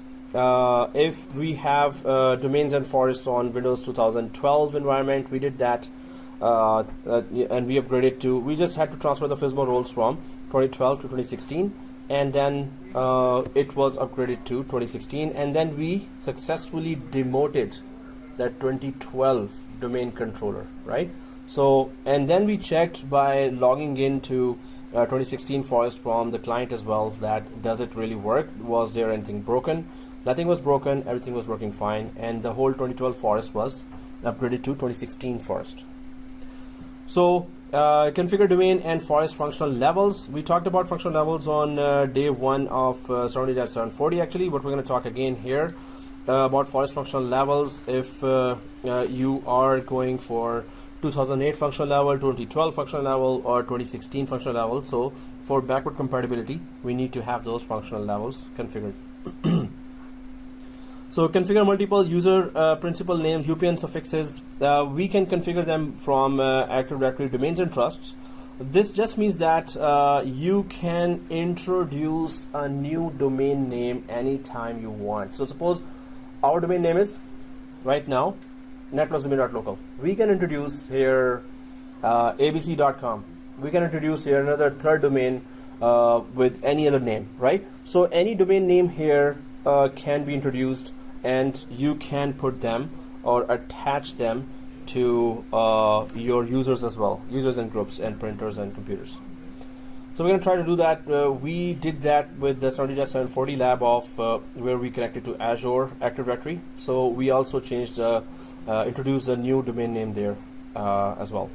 So configure external, forest, shortcut, and realm trusts. So when we did the forest trust there, we configured the external, we actually talked about external trust, but we created the forest trust. We talked about shortcut trust and realm trust, but we created mainly the forest trust, and we knew that where to go and create the other type of trusts as well. And we talked about the whole trust thing there. So configure trust authentication, again, which users are allowed, which users are not allowed. Configure SID filtering. Now this we didn't do, but SID filtering or SID, every object in the forest, like you create users, you create computers, you create any object in the forest, or groups or OUs, everything is, receives a SID, or which is alphanumeric number address. So how do you filter that? Which users are supposed to get, and from what point to what number the address should be given to these users, what point to what point should be given only to computers. So we're going to talk about SID filtering and what are the best practices there.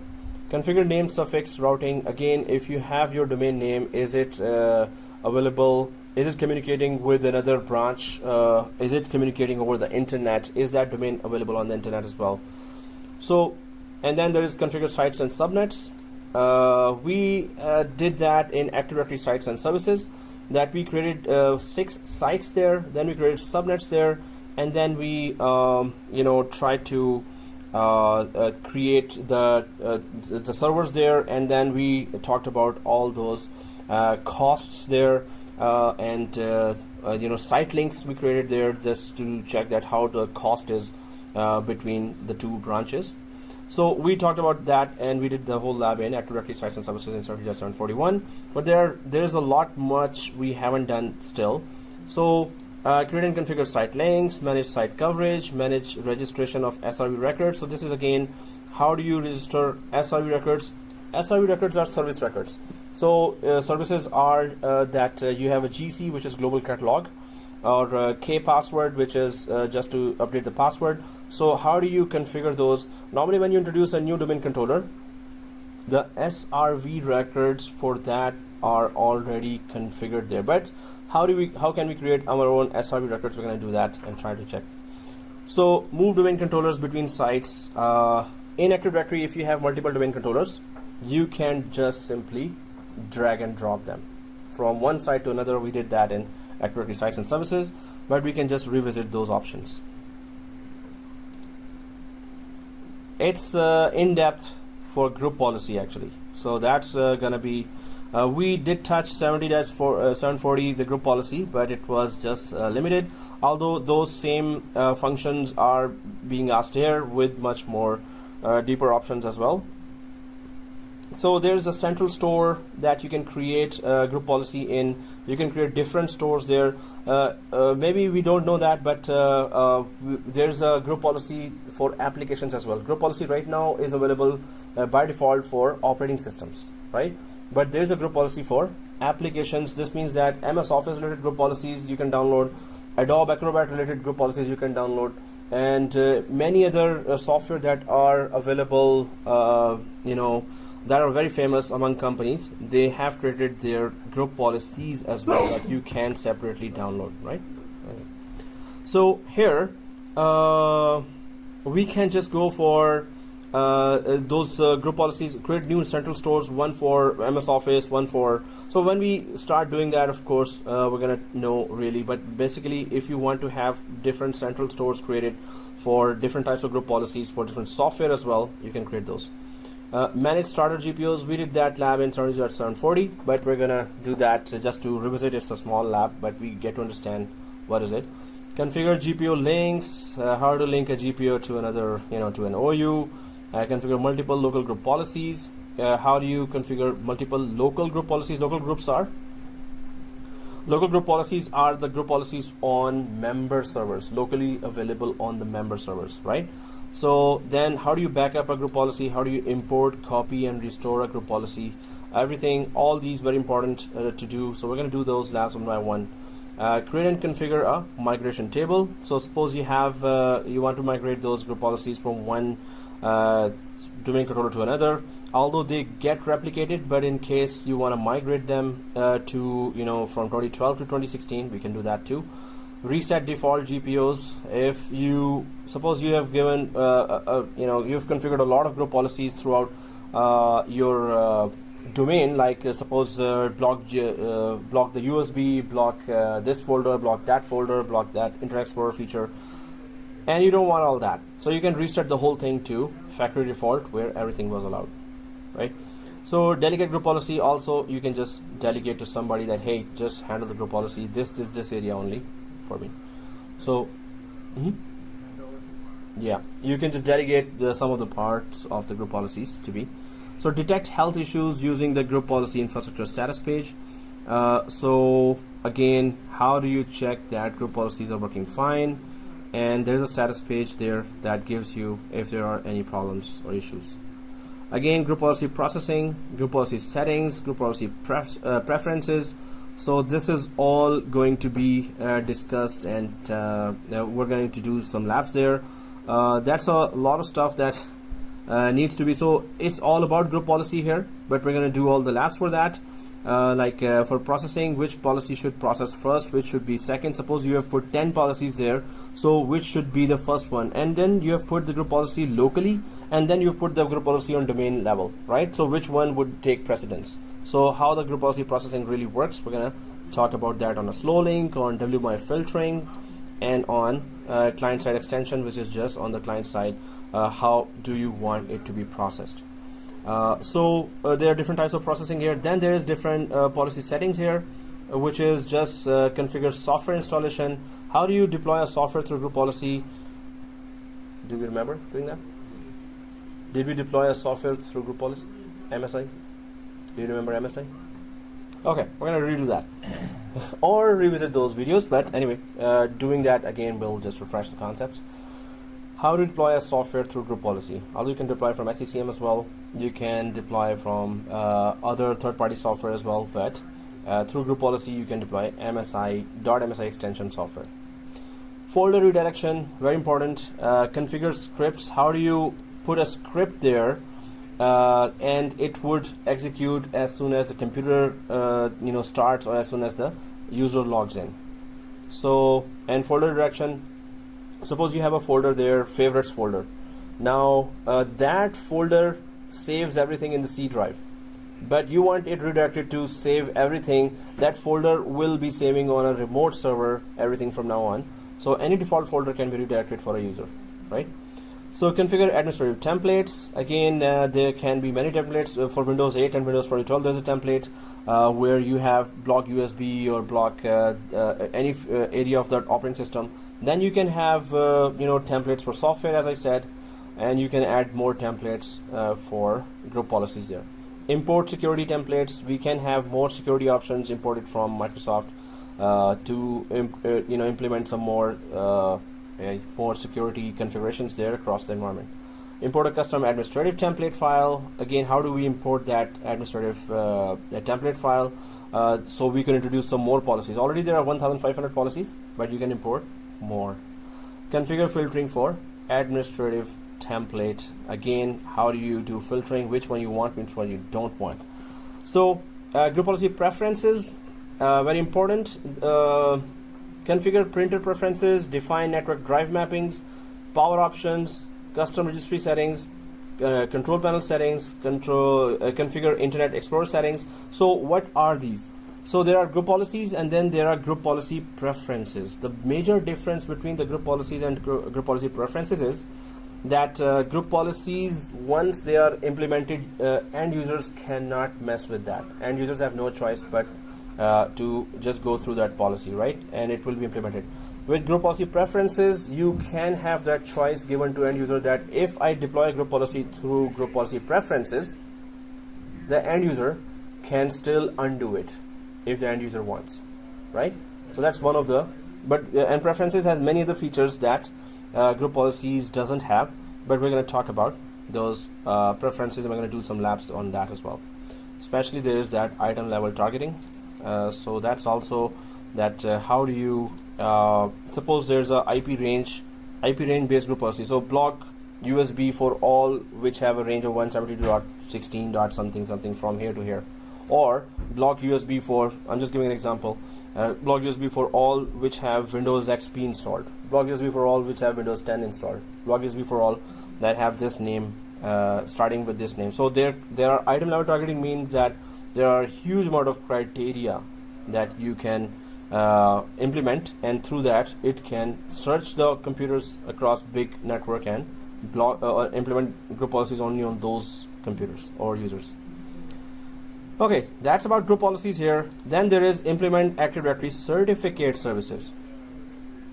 So that was what I was, we were saying about that certificates. Normally they introduce, you can do authentication and encryption with certificates, right? So certificates are used for security. When you see your websites as HTTPS instead of HTTP, so that's because they have deployed the certificate from some public CA, right? Certificate authority.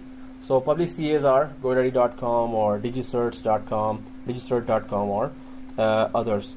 So but we can deploy a local certificate server as well, or local CA as well. This so here, how to install Active Directory Integrated Enterprise Certificate Authority, which is just CA here. Install offline root and subordinate CAs. So that's the best practice, that whenever you install the first certificate server, it has to be offline. It must not be even connected to a network, and you can just create a first certificate and then then export it through USB to a subordinate CA. But we're going to talk about that. Why do we do that, and how do we do that? Install standalone CAs. There's a Active Directory based CA, and there's a standalone CA as well. Configure certificate revocation list. You can revoke certificates, but this is called CRIL. So you can have configured certificate revocation list, distribution points there, right? So you can revoke certificates, you can expire certificates, right? Or certificates get expired, but you can revoke them as well. So install and configure online responder. Again, that is if you want, anyone wants to check the CRIL, or anyone wants to just request for a new certificate, then there's an online responder site that you have to configure with web server or IAS server. So implement administrative role separation and configure CA backup and recovery, all these for certificate services. But that's just the installation of certificate. How do you manage the individual certificates across Microsoft domain? First of all, we're still talking about local CA. If your users are connecting from outside to your company, you have to go for public CAs, right? Public certificate authorities. If the user are coming from outside to your network. If the users are within your network and you want to implement on local users, you don't really have to buy a outside public CA. You can just install ADCS local Active Directory certificate services server or role as well. So manage certificates here. This is implement and manage certificate deployment. So how do we deploy a certificate to each user or each machine if you want to do that?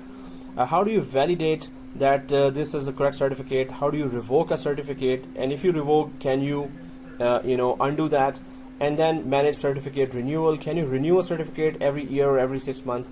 Manage certificate enrollment and renewal for computers and users using group policy. So group policy, of course, centrally control everything. You can manage users and those certificate enrollment and renewal from group policies as well. and then configure and manage key archival and recovery. So every certificate needs a public and private key, and that especially the key that decrypts the certificate. So and with the help of that key you can create more certificates for the users. So how do you safeguard that key? So we're going to talk about Active Directory certificate services. We're going to do the whole lab. We're going to understand all the options there, and then the final roles there are Active Directory Federation Services, Configure Directory Federation Services, ADFS, and that is very important because you can connect to any other company and to Microsoft Azure through Active Directory Federation Services, right? So you implement a new way for the authentication, which is token-based authentication, right? So the users don't have to put a username password. The token for the user is created, information about the user is encrypted and sent to the other party. Other party confirms from our Active Directory, and oh, this is your user, okay, let him in. So, but before, you know, this is easy for the end users, of course, to log into resources of other company or the cloud. But how to configure the whole server itself? We're going to talk about that. We're going to implement the ADFS, and then implement web application proxy. Again, this really helps with the users connectivity with others. So this is first of all deployed in very large organizations where you have thousands of users, and then what it does is that it becomes the front end of the ADFS. So users from other company will first hit this web application proxy server, and then web application proxy server will be the middle guy, will be forwarding the traffic to the ADFS itself. So that's why it's a separate section they've created here. And well, ADRMS is not related to ADFS, but equally important. So it's rights management services. You have to protect copyrights of your documents, right? So you can do that by, you cannot do, first of all, you cannot do that by group policy. So if somebody opens your document in a company, he or she must not be able to save, print, delete, forward, email the document to anyone, right? So that's copyright protection, restrictions there. So if the document has been protected by ADRMS, then any other user who is allowed to just read the document will only be reading the document, right? Cannot do all the other stuff. But and there's a new feature that they're introducing now, very thrilling feature actually. When it's in the market, it will be famous. So if you are this document of some user and you're about to take a picture from your cell phone, there will be a glove coming out from the laptop and it will hit you. We're just kidding. Okay, so no, that's not possible. Okay, so so no, whenever I talk about this, in the end, how can you stop us from taking picture, right? So copyright protection. Again, there should be a glove coming, virtual glove, and hit us like this. So I see you taking picture. Okay, got you there. So anyway, ADRMS works really cool, but we need MS Office installed in our client machine, and we will restrict our. So one user will create a document, and other user we're going to check that he or she will be restricted to. He or she will be only be able to read the document, but nothing else. If you try to save, all other options will be grayed out, right? So that's pretty cool. So that's the whole coverage of the 70-742, where we will be, going through all these labs there, and some of the labs we have done. But what I was thinking of doing today was this RODC, very interesting lab, and of course we need to discuss all the options and criteria for how we can install and what is the background in which we should be implementing that. So we can start now, or we can start now, or we can start now. There's an option. Choose anyone.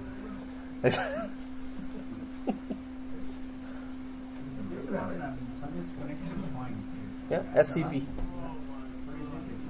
SCP is that when the application is installed, it puts its information in the Active Directory, and when the users are trying to search for that server, so through SCP or SCP, which is Service Connection Point, the users are pointed towards the correct server.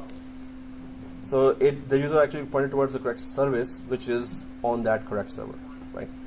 So SCP again, Service Connection Point. So users are redirected to the correct service through SCP. So guys, RODC we start. Of course, it's not gonna be. We're not gonna be able to finish it. It's just half an hour, so we can start discussing it. But please do watch that video before coming to this class, because the video I'm about to upload after I create a video. Okay. So the thing is that shall we start RODC?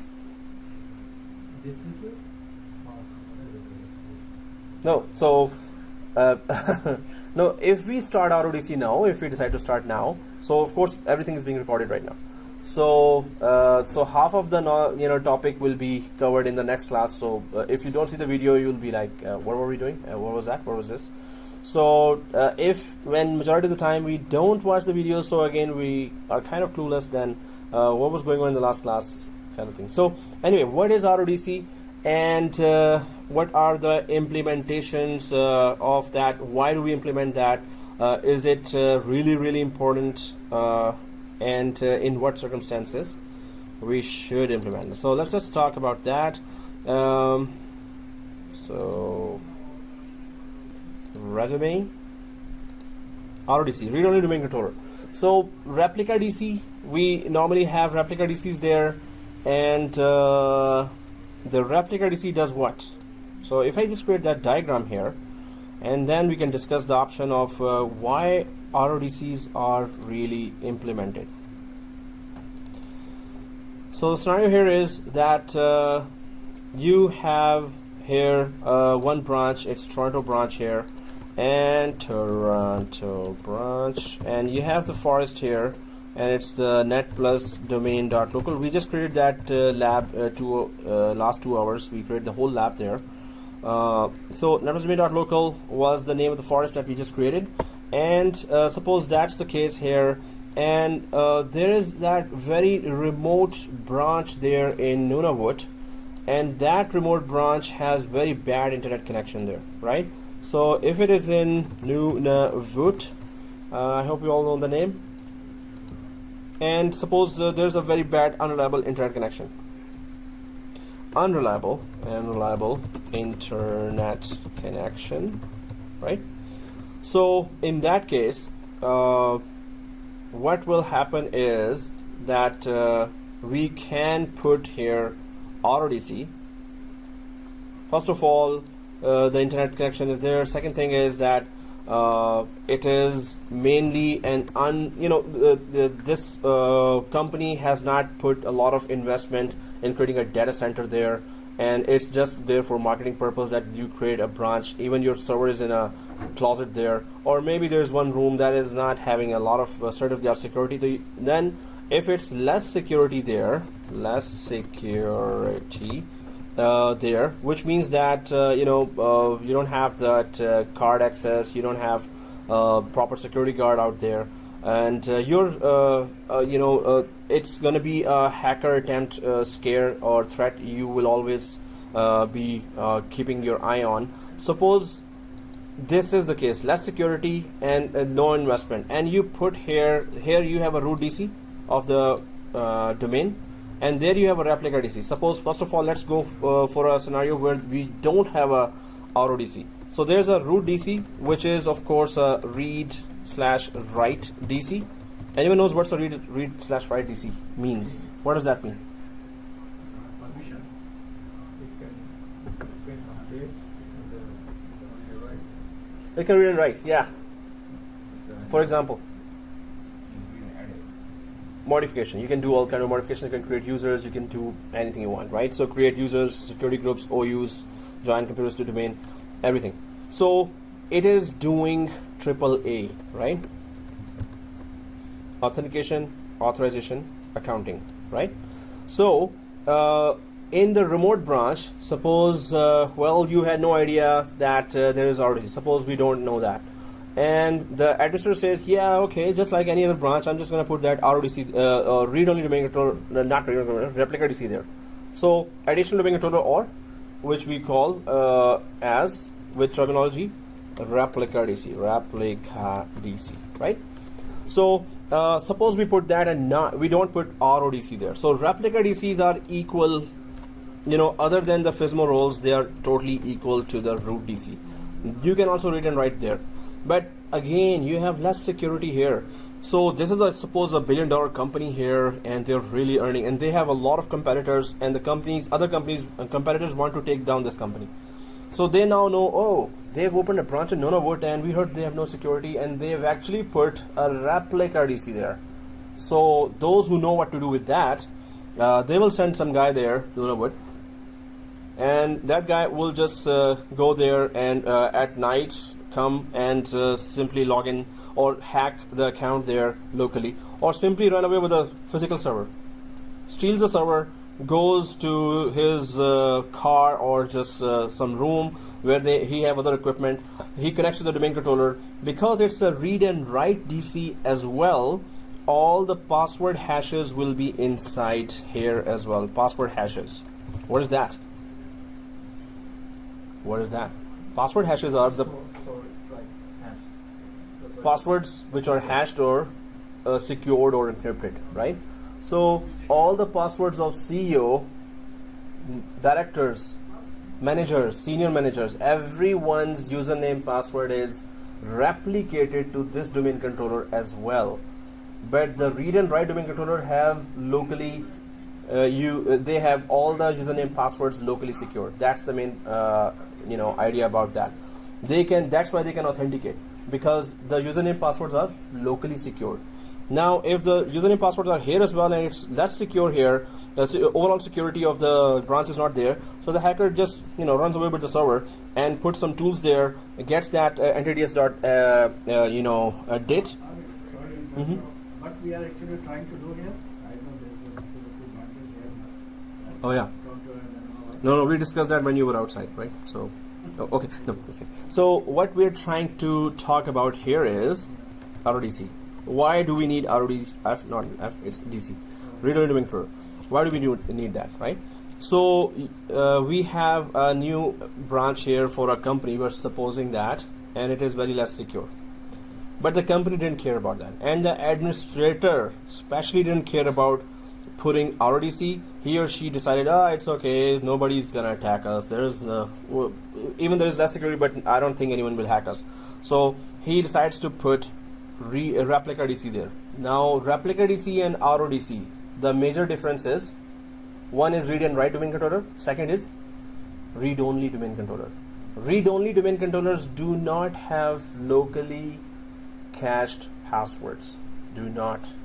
Read and write domain controller always have locally cached passwords for every user in the domain. That's the biggest difference, right?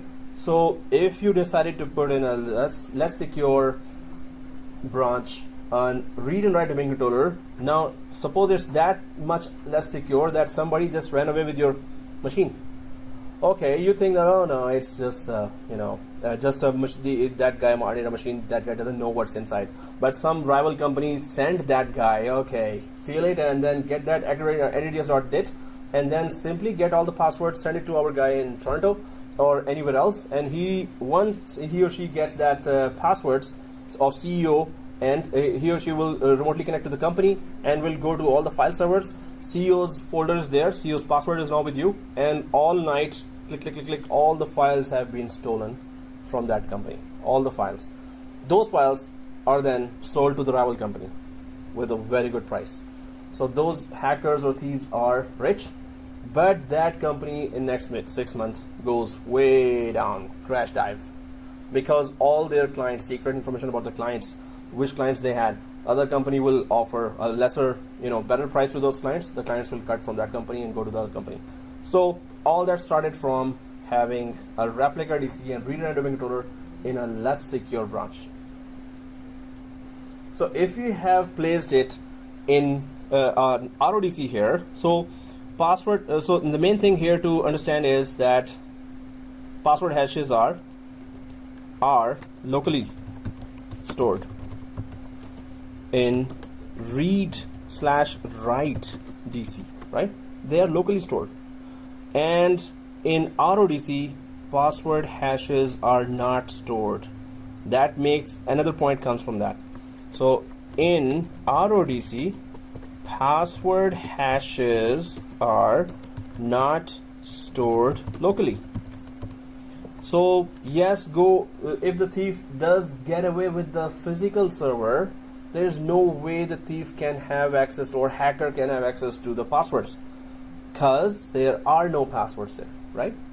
But that also means that if the local users of Nunavut branch want to get authenticated to login, RODC will not be able to authenticate them, because RODC does not have their passwords locally secured. Replica DC will be able to authenticate them because it has their passwords locally stored, right? But as a security measure, you will not put replica DC. Then how will they authenticate? If you don't put the replica DC there, how will they authenticate the local users of Nunavut? So we don't put replica DC now, as per the Microsoft instructions. So it's not read and write anymore. It's just read only. Now if it's read only, then only. So how would the local users authenticate? Yeah. Sorry? So they will use the internet connection to connect to the regionally available read and write domain controller to authenticate, to log in even, basically. But you say not related. Now that's for another scenario that I put there. That suppose first of all the users must be less. If there are lots of users, invest on the WAN connection then, right? Suppose the company is not, like, okay, and Nunavut, there was a job requirement there.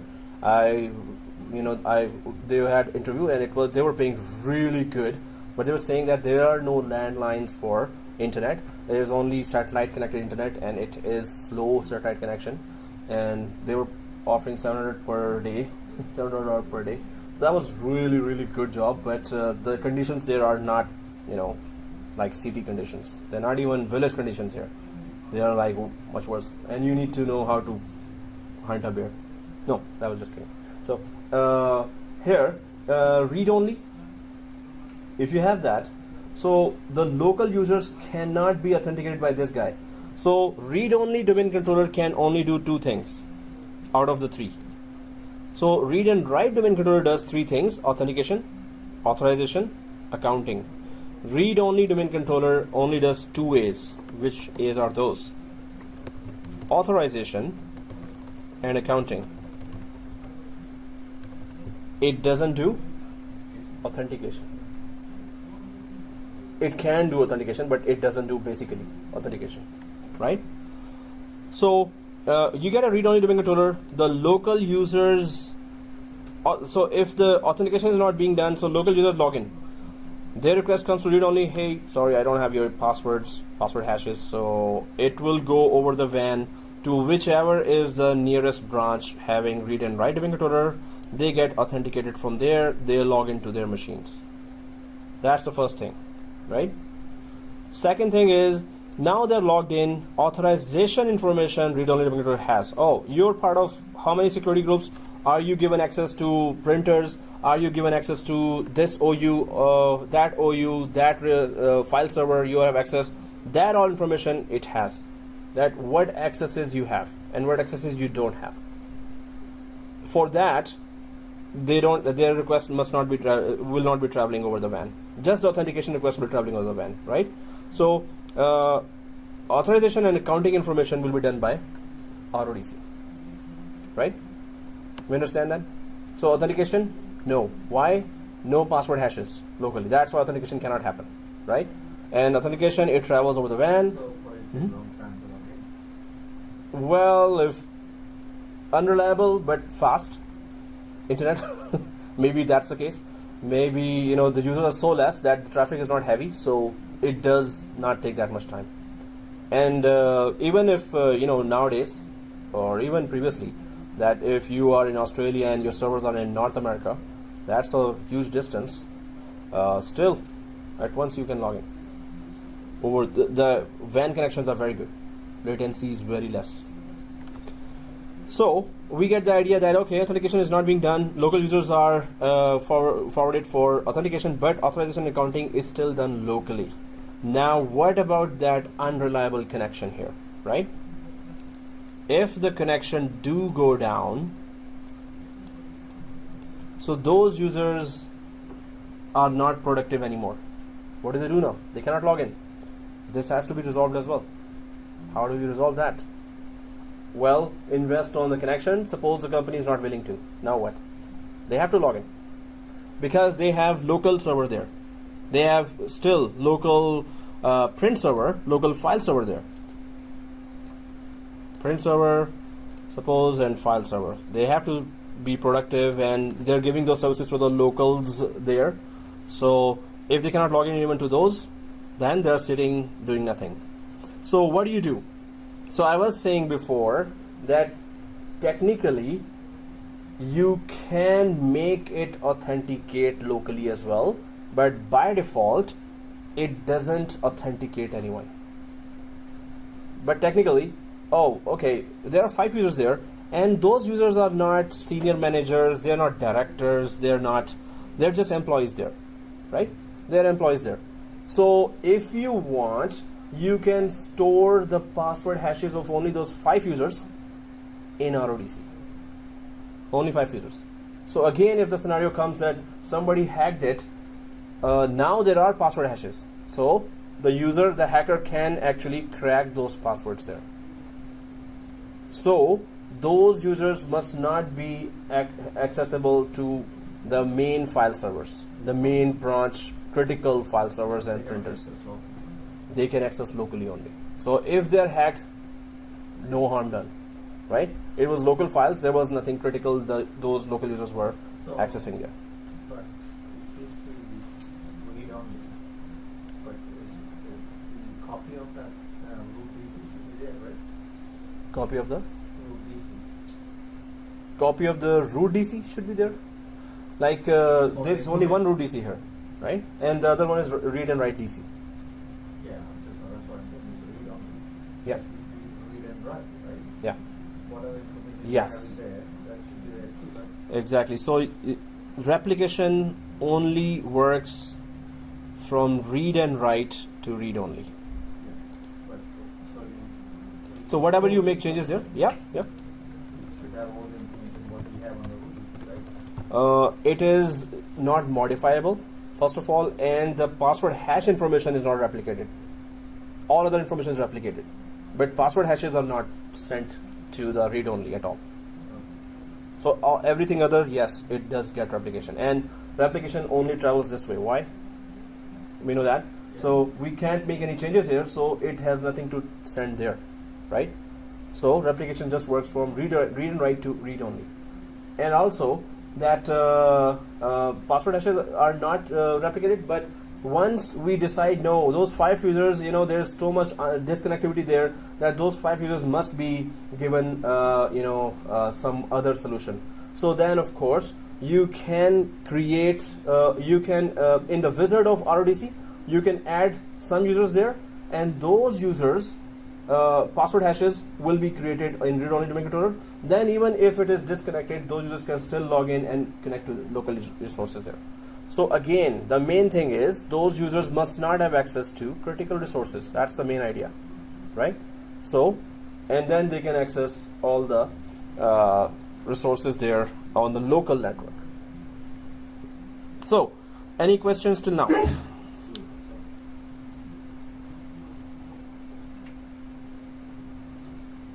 Okay, Lillian has questions. Yeah. What was just kidding. Okay. So, Ahmed has question. No. And Ahmed is looking very,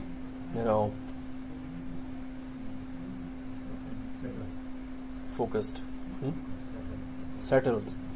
Okay, so guys, if we understand this scenario, let's go. Huh? Let's go create. Let's go shut down the machines now. Okay. No, actually, yeah, we cannot do the lab, or we can rush it, but in 5 minutes we cannot even rush it. So please watch the video that I'm gonna upload. Oh yeah, we'll do that. So please watch the video, and so if you're deciding to continue, oh, you're part of the class now, right? Okay, so I thought some students come here. Oh, let me test the teacher here. So okay, so then I need your Gmail. It has to be Gmail. Why? Because the video will be private, and I'll add your Gmail to the YouTube video. As long as your Gmail is up, you can watch the video. As soon as you close the Gmail, you won't be able to watch the video. Oh yeah. Welcome.